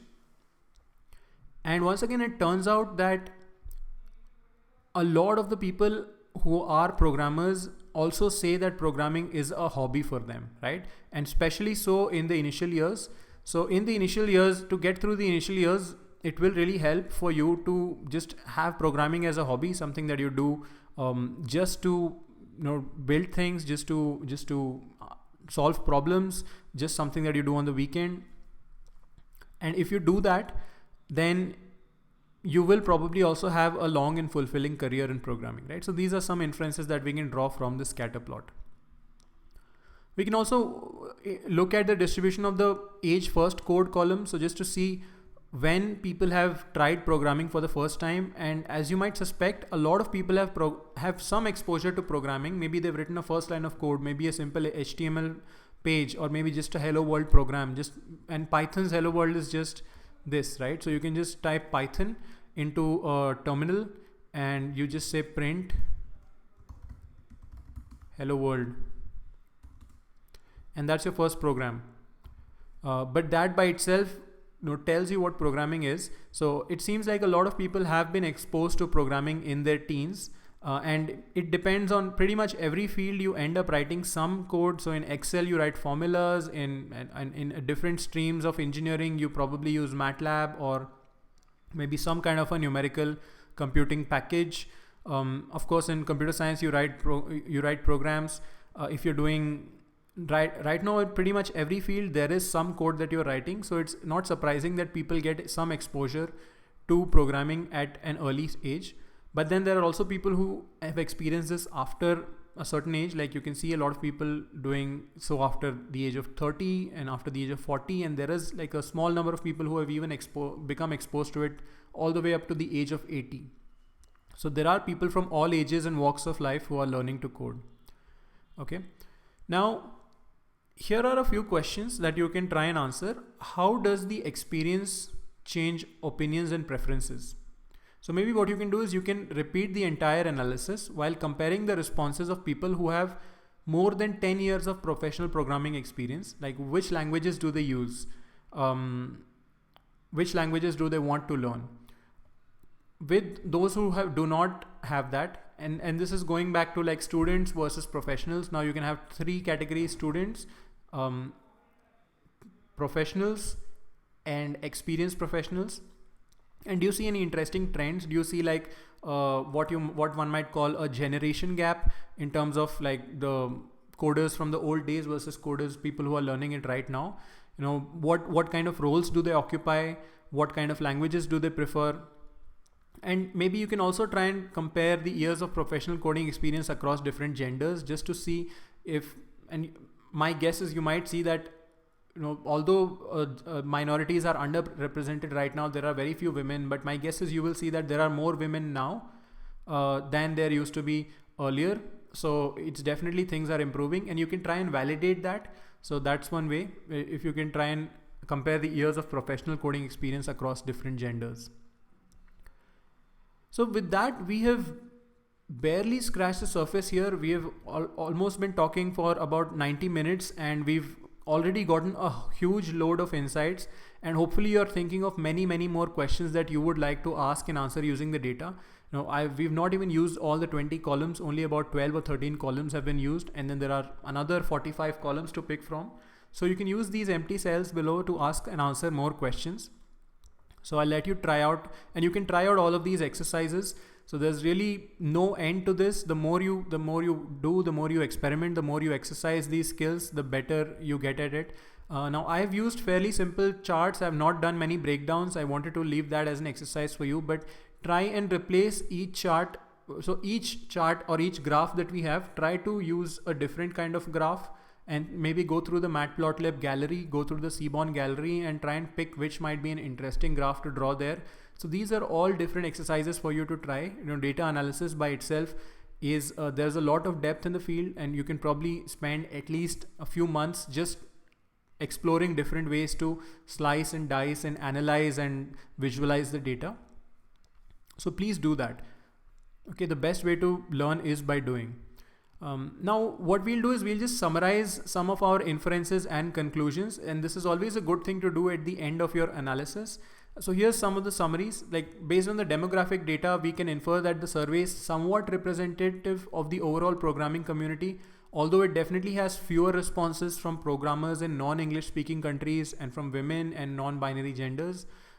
We have also learned that the programming community is probably not as diverse as it can be in terms of gender, in terms of age, maybe in terms of the different languages or the different countries that are there. So we should probably take more efforts and support and encourage members of underrepresented communities. And race is another thing that we've not looked at, but that's another factor where there's a lot of disparity. And we've learned that most programmers hold a college degree, and although a fairly large percentage of them did not have computer science as their major in college. So a computer science degree isn't compulsory to learn to code or to build a career in programming, but some STEM education definitely helps. And a significant percentage of programmers either work part-time or as freelancers. 10% is actually a pretty good number. And this can be a great way for you to break into the field, not just in programming, but also in data science, which are very closely related fields. We learned that JavaScript and HTML are the most popular programming languages used in 2020. And then we learned that Python is the language most people are interested in learning. And we've learned that Rust and TypeScript are the most loved languages, both of which have small but fast growing communities. And finally, it seems like programmers around the world seem to be working on 40 hours on average, but there are slight variations by country. And finally, we learned that you can learn and start programming professionally at any age, and you're likely to have a long and fulfilling career if you also enjoy programming as a hobby. And especially it's going to help you during the first few years. All right, so that's our analysis. And as I said, there's a wealth of information to be discovered, and we've barely scratched the surface. So there are a few more ideas that I wanted to share with you. You can repeat the analysis for different age groups and genders and compare the results. Specifically, try and pick a slice of responses that represents you, right? So maybe the country you're from, the gender, the age group that you're in, and try and see what the preferences of people are and see if that reflects your opinions too. Try and choose a different set of columns. We've chosen 20 out of 65 and we've used about 12 of them. So you can look at a lot of the other columns, go through the README, go through the survey. Prepare an analysis focusing on diversity. So identify the areas where underrepresented communities are at par with the majority. So you might see that in education, actually, there's probably not a big difference in terms of the percentages of degrees that different degrees held by people, but then there are places where there are differences like salaries. You will see that there is definitely a pay gap, and you can try and validate that, and try to compare the results of this year's survey with the previous year and identify some interesting trends, because this is data that you get every year. And once again, you can go back to this link, stackoverflow.com, insights.stackoverflow.com, and you can download the raw data for every year. Now, one interesting exercise for you to do is to see the survey results. So you can see that this is a pretty long analysis that they've done a whole bunch of analysis on pretty much the similar questions that we have answered. So see the survey results and try to replicate the survey results graph for graph, right? This could be a great way for you to just see if you are doing the same kind of data cleaning and analysis and simplifications and see how that affects your results. Now, if you can replicate all of these results, now that's a great sign that this is real world data and this is a large data set and this is a real analysis. So that's a real sign that you've done something significant in data analysis, and you can proudly then showcase that on your professional profile, right? Then we have this, I just want to share a few references. Now we've used pandas, matplotlib and seaborn, so you can refer to the previous lectures. We've linked, you just go to zerotopandas.com and you can find the lectures there. You can watch those lectures, or you can also just go through the documentation and the user guide. So you have the pandas, matplotlib and seaborn user guides. Also go through galleries on matplotlib and seaborn websites. So these galleries will show you all the different types of charts that you can create using these libraries. And finally, as I told you, we are creating this open datasets library Python package, which is a curated collection of datasets for data analysis and machine learning. So far we have about 6-7 datasets, but we are planning to add about 100 datasets here. So over the next few days, and we've released this library just yesterday. It's something that we worked up quickly to make sure that it's easy for you to download these datasets. So we are going to add about 100 datasets here. So you can use these 100 datasets for your course project as well. Okay. And that is the next step that I want to talk to you about. Now we've looked at this, what we saw today, the exploratory data analysis is basically what you need to do on your course project. So you simply need to repeat this. You can repeat it with the same data set and ask different questions, do different analysis, pick different columns, or you can pick a different data set. So let's open up the course project page. Now the course project deadline, once again, I want to remind you the deadline has been extended to October 3rd, 11:59 PM GMT. So you have more than a couple of weeks to work on this. And then the objective of the course project is exactly similar to what we did today. You find a real world data set of your choice. You use NumPy and pandas to parse and clean and analyze the data. And you use matplotlib and seaborn to create visualizations. And then you ask and answer interesting questions about the data. And an optional but highly recommended step, because you've put in so much work, and if you can just consolidate all of your learning into a blog post to showcase your work, that is something that you can do as well. So I just want to give you a quick overview of the course project. And then we have a few exciting things to close out.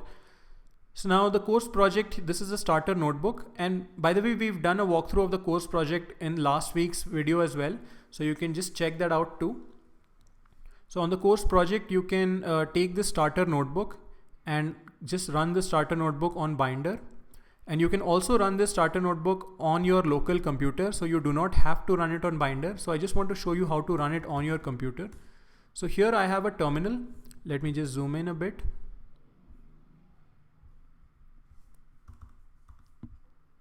Yeah, so here I have a terminal, and this would be a terminal or a command prompt or an Anaconda prompt that you would need. And if you want to download this to your local computer and run it locally, then what you need to do is click on the clone button. So click on the clone button and just paste that command. Now you will need to run this command, but then to run this command, you need the Jovian command line tool installed. So actually I'm just going to skip that command, and I'm just first going to run pip install Jovian upgrade. So that's going to upgrade the Jovian Python library for me. And once the Jovian library is installed, you can see that we now have this command line tool called Jovian that you can use. So now once again, I can copy this clone command, come back here, run Jovian clone, and just simply the title of the project. So username / the name of the project, and press enter. Now that is going to download the files. So you can see that these files got downloaded to my desktop, the Zero to Pandas course starter. If you wish, you can change the name of this folder. So let me just, let's say I'm going to analyze the state of JavaScript survey. So I'm just going to call this state of JavaScript 2019. This is the data that I'm going to analyze for my project. So then I go into this folder, state of JavaScript 2019. Now here you need to install all the different libraries. And we suggest installing these libraries inside an Anaconda environment. So what you can do is you can manually create an environment. So conda create -n, and then simply give it a name. So let's say course project, and you can set a Python version for it. So these are the same instructions that are provided in each lecture notebook.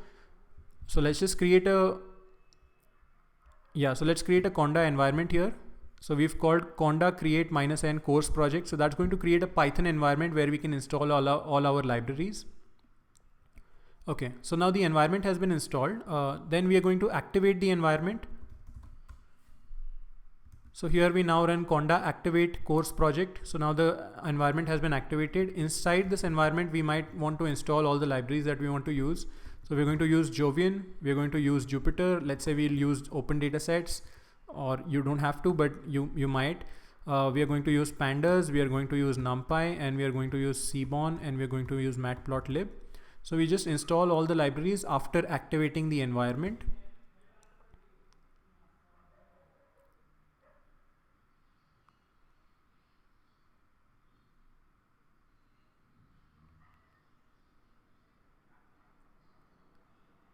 And once these libraries are installed,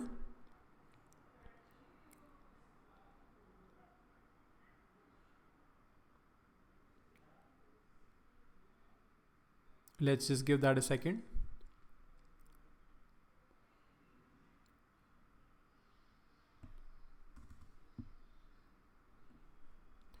Yeah, sometimes this might take a while for you to install, and this is one of the reasons we recommend using Binder, because all of these steps are taken care of for you. So once these libraries are installed, we can now start a Jupyter notebook by typing Jupyter notebook. Okay. So once again, a quick recap of what we did. The first thing that we did was we installed the Jovian Python library. Let me just come back here. I'll open this once again. So once you run Jupyter notebook, this will print out a URL for you, which you can open up on your browser. But a quick recap, the step one was to install the Jovian Python library. And of course, you also need to have Anaconda installed. So make sure that you have the Anaconda distribution of Python installed too. Step two is to then clone the notebook using the Jovian clone command. Step 3 is to enter the directory and create a Conda environment. So that is done using Conda create. Step 4 is to activate the environment and install all the libraries. So you say Conda activate the environment name, and then you install libraries using pip install. And then step 5 is to just open up the Jupyter notebook. So by typing Jupyter space notebook. So that's going to print this URL. So you just take this URL here and open it in your browser. And now you can see here we have the 0 to pandas course project.ipynb file. So now at this point, it is pretty similar to the place that we get to when we click the run button and click run on Binder, right? So run on Binder is a one-click experience. That's why we recommend it, but with a few more steps. And I think now you are familiar with these steps. Now you are I think you're comfortable enough that you can figure these things out. If not, you can always ask on the forum. So with a few more steps, you can run it on your local computer. Okay, so now we have this 0 to course pandas course project file, and the first cell is a text cell, the markdown cell, and you can remove this cell before submission. Now this cell describes what you need to do. It gives you the guidelines. So the first step is to select a real world data set. So you have to find and download an interesting real world data set, and we have given some recommendations for data sets here. Like if you see this forum topic on the recommended datasets for the course project. So we have given you links to many places from where you can download datasets. For example, there is Kaggle, there is the UCI machine learning repository, there is a GitHub, there is this GitHub repository which has a list of datasets. And now of course we are sharing this open datasets library with you. We will be adding more datasets there. So there are a lot of places from where you can get datasets. And we've also picked out some interesting datasets for you that you can download and use. So today we've used the Stack Overflow developer survey, but there's also the COVID-19 data. This is updated on a daily basis. There's a state of JavaScript survey, and then there is stocks data, and then there is countrywide COVID data. There is some agriculture data. There is data science job data. There is sports data. There is games data, video game data. So there's a lot of interesting data to analyze. And then of course, there are a lot of places where you can download your own personal information as well and analyze it, right? So please go through this list and try and identify something that you find interesting. So anyway, you take these data sets and then you have to make sure that this data set contains tabular data, preferably CSV, JSON or Excel files, that it can be read using pandas. Then you perform some data preparation and cleaning just as we did. So you load up the data frame, you look at the number of rows and columns, you decide which columns you want to use, you decide how you are going to handle any missing or invalid data. Maybe you might want to parse some dates, like we parse some numbers. You might want to create additional columns. You might want to merge multiple data sets. Then you need to perform exploratory analysis and visualization. So this is exploring the distributions of numerical columns using histograms, using bar charts to visualize categorical columns, using his scatter plots to see distributions across multiple columns, and take note of interesting insights from this analysis. And then also ask and answer questions about the data. So you have to ask at least 5 interesting questions and answer those questions by either computing the results using NumPy, Pandas, or by plotting graphs using Matplotlib or Seaborn. And wherever you're using any library function, just explain briefly what it does. It's always helpful for the reader. And then finally, take your inferences and summarize them and write a conclusion. So this is a really important part of consolidating everything you've learned into a single paragraph or a single section. And also share ideas for future work on the same topic using the same dataset or maybe other relevant datasets, right? And make sure to share links to any resources that might be helpful for people reading your analysis. So definitely share links to documentation, maybe share the link to the course page, so that people who are not familiar with Pandas or NumPy can use that. And then the last step is to make a submission and share your work. So whether you're using Binder or you're running on your local computer, from time to time you need to run Jovian.commit. So you just set a project name. So for instance, my project name would be, let's say, State of JS Survey 2019 Analysis. Set a project name and then use the Jovian library to run Jovian.commit and commit the project. And that's going to take this either from Binder or from your local computer and put this onto your Jovian profile. So you simply take this link then, and then you need to take this link and go back to the course project page. And on this page, you need to put in the link and click submit. So once you do that, you will see it showing up in your submission history. So make sure that this is a Jovian.ml link. So this should not be a local link. Don't put a localhost link. Don't put a Binder link. Don't put a Kaggle or Colab link. Please commit to Jovian and put up a Jovian.ml link, and make sure that that link is to a notebook hosted on your own profile. Otherwise the submission will be rejected. Okay. And what we will do is then we will evaluate your project. So what does the evaluation look like? So here we have shared the evaluation criteria as well. So we will evaluate that your dataset contains at least 3 columns and 150 rows of data. You must ask and answer at least 5 questions about the dataset.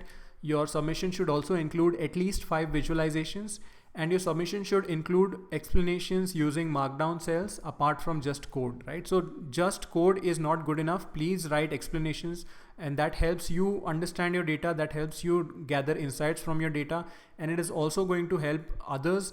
Like tomorrow, if you want to showcase this project on your public profile, or you want to share it on LinkedIn or wherever, or you want to link to it from your resume, you want to make it nice. You want to show that you've put in work, you are presenting it well, because presentation, believe it or not, is a very important part of data science. So do not skip that. It's not just about writing code. It's about gathering inferences and presenting them and making making interesting observations and maybe making hypotheses and digging deeper, right? So the data tells you just some facts, but you have to analyze it and really come up with what those facts mean and infer them, right? In the context of either the dataset itself or for your company or whatever you're working on.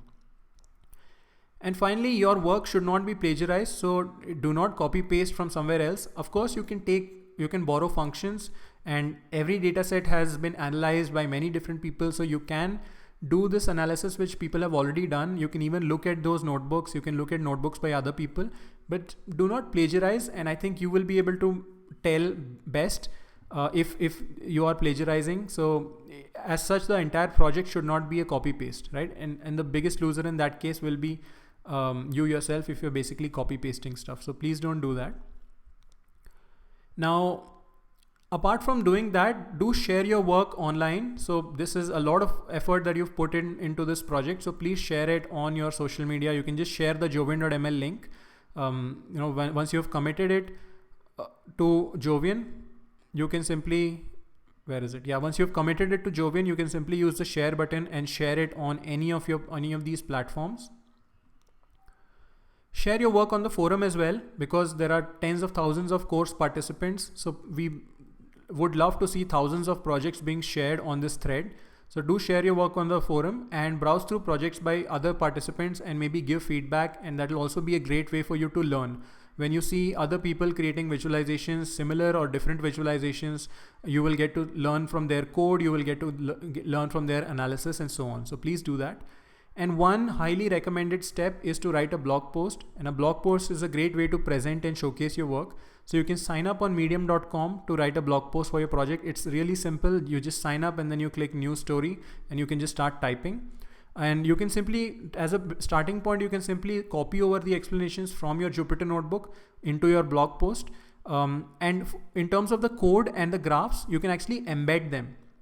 So you can take your code and graphs from your Jovian, the notebook submitted to Jovian, and you can embed them within your blog post, right? So you just watch this video for a quick tutorial or just follow this guide. So you can see here that this is a blog post on Medium, and inside it is embedded a code cell, or you can even embed an entire, embed even like some code and the outputs, like things like graphs, or you can only embed just the graphs if you want to see it, right? So the benefit of writing a blog post is that it, with Jupyter, it contains a lot of code and it contains a lot of pre-processing steps, but on your blog post, you can decide the narrative and you can simply use the right code blocks, and you can use the right write graphs from your Jupyter notebook, and you can embed them within your blog post to tell the story that you want, right? It doesn't have to follow the same structure as the Jupyter notebook. And it will be a great thing to showcase on your profile. It will be a great thing to share on your social media, on your put up on your resume, or just mention while you're applying for an internship or things like that. And you can check out our Medium publication. We've linked to it for how to write a good blog post. There are many good examples. All of these have been written by people from the community, and this was during a previous course. And in fact, all of these are, in a lot of these cases, these were the first or the second blog post written by people, right? So please do check it out, and don't be afraid, you can write it too. It just takes a little more effort, maybe a few more hours after you do your project, okay? But do write it as far as possible. And as I mentioned, we've shared some recommended data sets, and we've shared some example projects. So you can go through these projects, and you can keep revising this video as well to just get a sense of how you should analyze your data. And you can either use this notebook as a starting point. We've sort of created this template for you where you can put in the project title, write some introduction, and then there are sections for each step.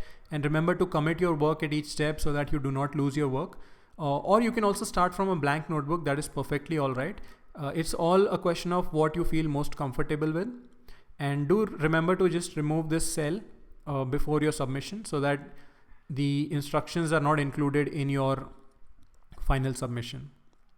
Okay, so with that, we have done we've just revised the course project as well, and you have time till the 3rd of October. That should be sufficient time. So please do put in the work. If you've come this far, you should definitely do a course project while you have all of these things in your head, and it will really reinforce all the ideas that we've learned. Now, I just want to do a quick recap of the course for a couple of minutes because we've actually covered a lot of ground in 6 weeks, and a lot of you started out without even Python programming experience. So we started out with an introduction to programming with Python. We just looked at the first steps with Python and with Jupyter notebooks, using it like a calculator. We explored data types and variables. We saw branching with conditional statements and loops. And then in the second lecture, we looked at writing reusable code with functions, working with the OS and the file system. And then you solved the first assignment, where we solved some word problems using variables and arithmetic operations. We manipulated data types using methods and operators, and we used branching and iterations to translate ideas into code. And we also learned how to explore the documentation, how to get help from the community. So after learning Python, we looked at NumPy. So we saw how to go from Python lists to NumPy arrays. We saw how to work with multi-dimensional arrays, and we saw what were the different array operations, matrix operations that you can do. We learned about slicing, we learned about broadcasting, and NumPy by itself is a very powerful library. And we also saw how to work with CSV data files. Then we did an assignment on NumPy array operations, where you explored the NumPy documentation and demonstrated the usage of 5 array functions. And you created a Jupyter notebook with explanations about 5 functions on how to use them and how not to use them. And we shared hundreds of notebooks with the community and probably learned a lot from each other. Then we learned how to analyze tabular data with pandas, so which was reading and writing CSV data with pandas. We learned how to query and filter and sort data frames. And pandas data frames are really powerful. And even today we've seen a lot of different functions which we probably did not explore earlier. Then we also looked at grouping and aggregation for summarizing the data. We looked at merging and joining data from multiple sources. And then we did an assignment on pandas, where we applied all of these things that we learned. Finally, we had one lecture on visualization with Matplotlib and Seaborn, where we learned how to do basic visualizations with Matplotlib and advanced visualization with Seaborn. So things like line charts, scatter plots, bar charts, heat maps, and histograms. And then we also saw how to customize and style charts, how to make them beautiful. And we also saw how to plot images and how to plot multiple charts in a grid. So all of these things then we tied together into our today's lecture on exploratory data analysis, where we found a real world data set, the Stack Overflow developer survey with 65,000 responses. We loaded the data, cleaned it, pre-processed it, did exploratory analysis and visualization. Then we asked and answered questions, and we made a bunch of inferences. And now you're working on the course project, where you will repeat this process on a real world data set of your choice. So that was a quick recap of the course. Now what should you do next? Try out the notebooks yourself. You can revise any of the previous lectures. You can watch the videos. You can run the notebooks. It's a one-click away at any point. Definitely try out the Stack Overflow survey results and some of the exercises there. Try and submit the third assignment by the 27th of September. So today you still have a few hours to submit assignment 2, and assignment 3 can be submitted by the 27th of September. And the course project can be submitted by the 3rd of October. So you have 2 full weeks to work on it. So I wish you all the best for it. And if you have any questions, you can always ask questions on the forum. I've been saying this from the start. People who are active on the forum are the most likely to complete. So if till now you've not checked out the forum, just go to zerotopandas.com and there is a link to open up the forum. So here you can see there's a course community discussion forum. Any question you have, we have topics for each lecture. So any question that you have, just go to that topic and first search through that topic. It's likely that your question has already been answered. And if not, you can always post a new post on that topic. Just reply to that topic and somebody will answer it. Like, we have an amazing course community, and we've been seeing huge contributions from people spending hours just answering questions from other people. So I just want to give a big thank you to them. So please do participate into the forum. Now, if you complete all the assignments and the course project, once we evaluate all of that and you get a pass grade in all of them, then you will be issued a certificate of accomplishment. This will be a verified link hosted on Jovian.ml. So it will be a page on Jovian.ml, a part of your profile where it can be displayed. And this will be available for download as a PDF as well. So if you want to download it, print it out, you can do that too. And you will be able to add it on LinkedIn, onto your LinkedIn profile, so that anybody who visits your profile will see that you have completed a certification on data analysis with Python. And you will also be able to share it online on Twitter, Facebook, or wherever, right? So we've all put in a lot of effort So we can definitely celebrate it once we earn the certificate of accomplishment. Do share it and even encourage your friends to take the course in future sessions. This is what the certificate looks like, but this will be embedded into a web page from where you will be able to download it and share this page as well. We are having a course graduation party. So we are going to have a live event on the 3rd of October, 9 p.m. So 2 weeks from now. And this will be held on the Jovian.ml YouTube channel, where we will hear stories from the course participants. So we have over 16,000 participants from over 160 countries. And we're really glad that such a huge community could join us over 6 weeks. So we'll just hear from some of the participants. We will also showcase some of the best projects. So do put in the work into your projects, and you never know, we might pick your project as one of the top 10 and we might even invite you to speak. So it really depends on how many projects we pick. So we will showcase some of the best projects. What will help is, if you work on an interesting project, definitely write a blog post for it and also share it online on social media and tag us. So tweet about it and tag @Jovian.ml, or on LinkedIn as well. You can tag us or tag me. I am Aakash N S. So just tag us, and then that will help us discover your project. And based on that, we will be able to pick some of the best projects. And we also have some exciting new announcements. So this is not the end of our association with you. We are hoping that just as you enjoyed this course, you will also probably enjoy some of the other things that we have planned for you. So do join us on the 3rd of October. We have some really exciting things planned for the future.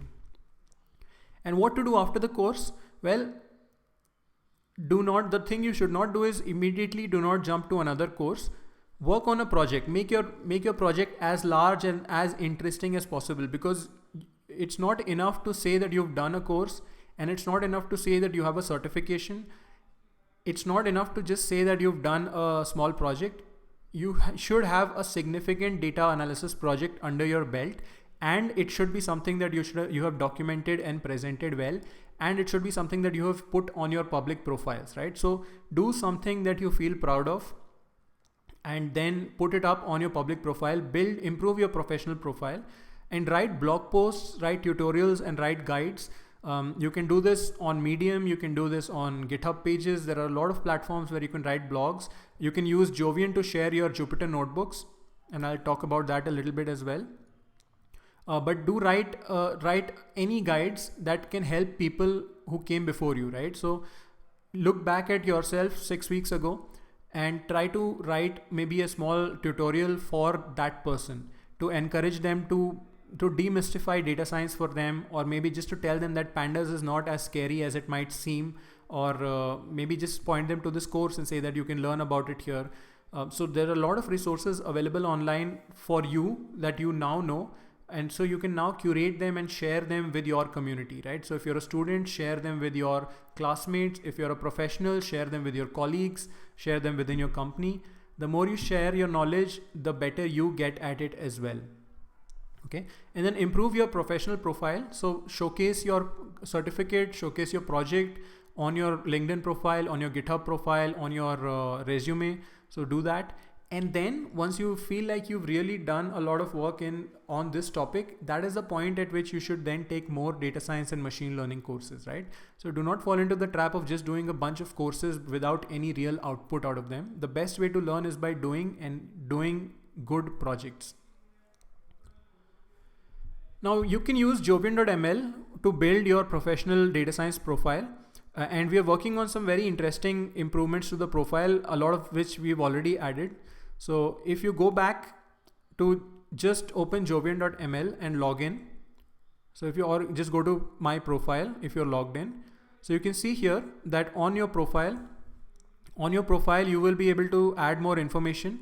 So on your profile, you will see an edit button where you can add your current designation, you can add your current university or your company, and you can also link your GitHub profile. And here you can see a collection of all the notebooks that you have created so far.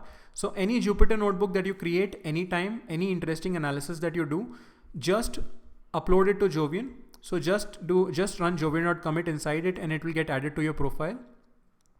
You can also upload notebooks directly. Like if you have a Jupyter notebook somewhere on, let's say, you have somewhere on GitHub, or you have somewhere on your computer, you can upload that too, or you can import it from a URL. So you can do that. You can also create collections. So you can create collections where you see interesting notebooks joined together into a single collection. For instance, I have this collection on deep learning with PyTorch. I have this collection on data analysis with Python 0 to pandas, where I'm going to add a few more notebooks. So that's an interesting way to organize your notebooks. And you also get access to the forum as part of the profile. So try to answer questions on the forum, because that is then going to also reflect on your professional profile. The more questions you've answered, the more knowledgeable you are. So that's what it is. To do use Jovian, and all these projects that are hosted on Jovian, by default, you have this really nice, beautiful, optimized view of the Jupyter notebook. You can even, these are mobile friendly views. So if you even like open these on mobile, you will still be able to, they will load up really fast. We spend a lot of time just tuning the performance of these pages. So, if you're sharing a link to a Jupyter notebook, a lot of people are probably going to open it on mobile, and on mobile, this might not render well on different platforms. So please do use Jovian. It's a great way to share this. And it's also a great way to just show all the work that you've done, because the version history of a notebook shows how much work you've put in. So if you have a notebook with some 20 or 30 or 50 versions, and then you share that with somebody, then they can go through it and they can see that you've really put in a lot of effort into this, right? So a lot of this about your professional profile, a lot of it is about just showing what you've done, making it visible for people to discover and learn more about. Okay. And you can follow us on Twitter. So we are Jovian.ml at Twitter. We keep tweeting interesting notebooks. We keep tweeting interesting resources for data science. In fact, if you tag us, if you share your notebook online and tag us, then we will definitely try and retweet interesting notebooks. We try and retweet 4 or 5 interesting notebooks every week at the very least. So we hope you find Jovian useful. And just on behalf of the entire course team, I just want to say a big thank you to you for joining us throughout the last 6 weeks, for being so active on the forum, for doing all the assignments and working on the project, going through all the lectures, and just being awesome overall.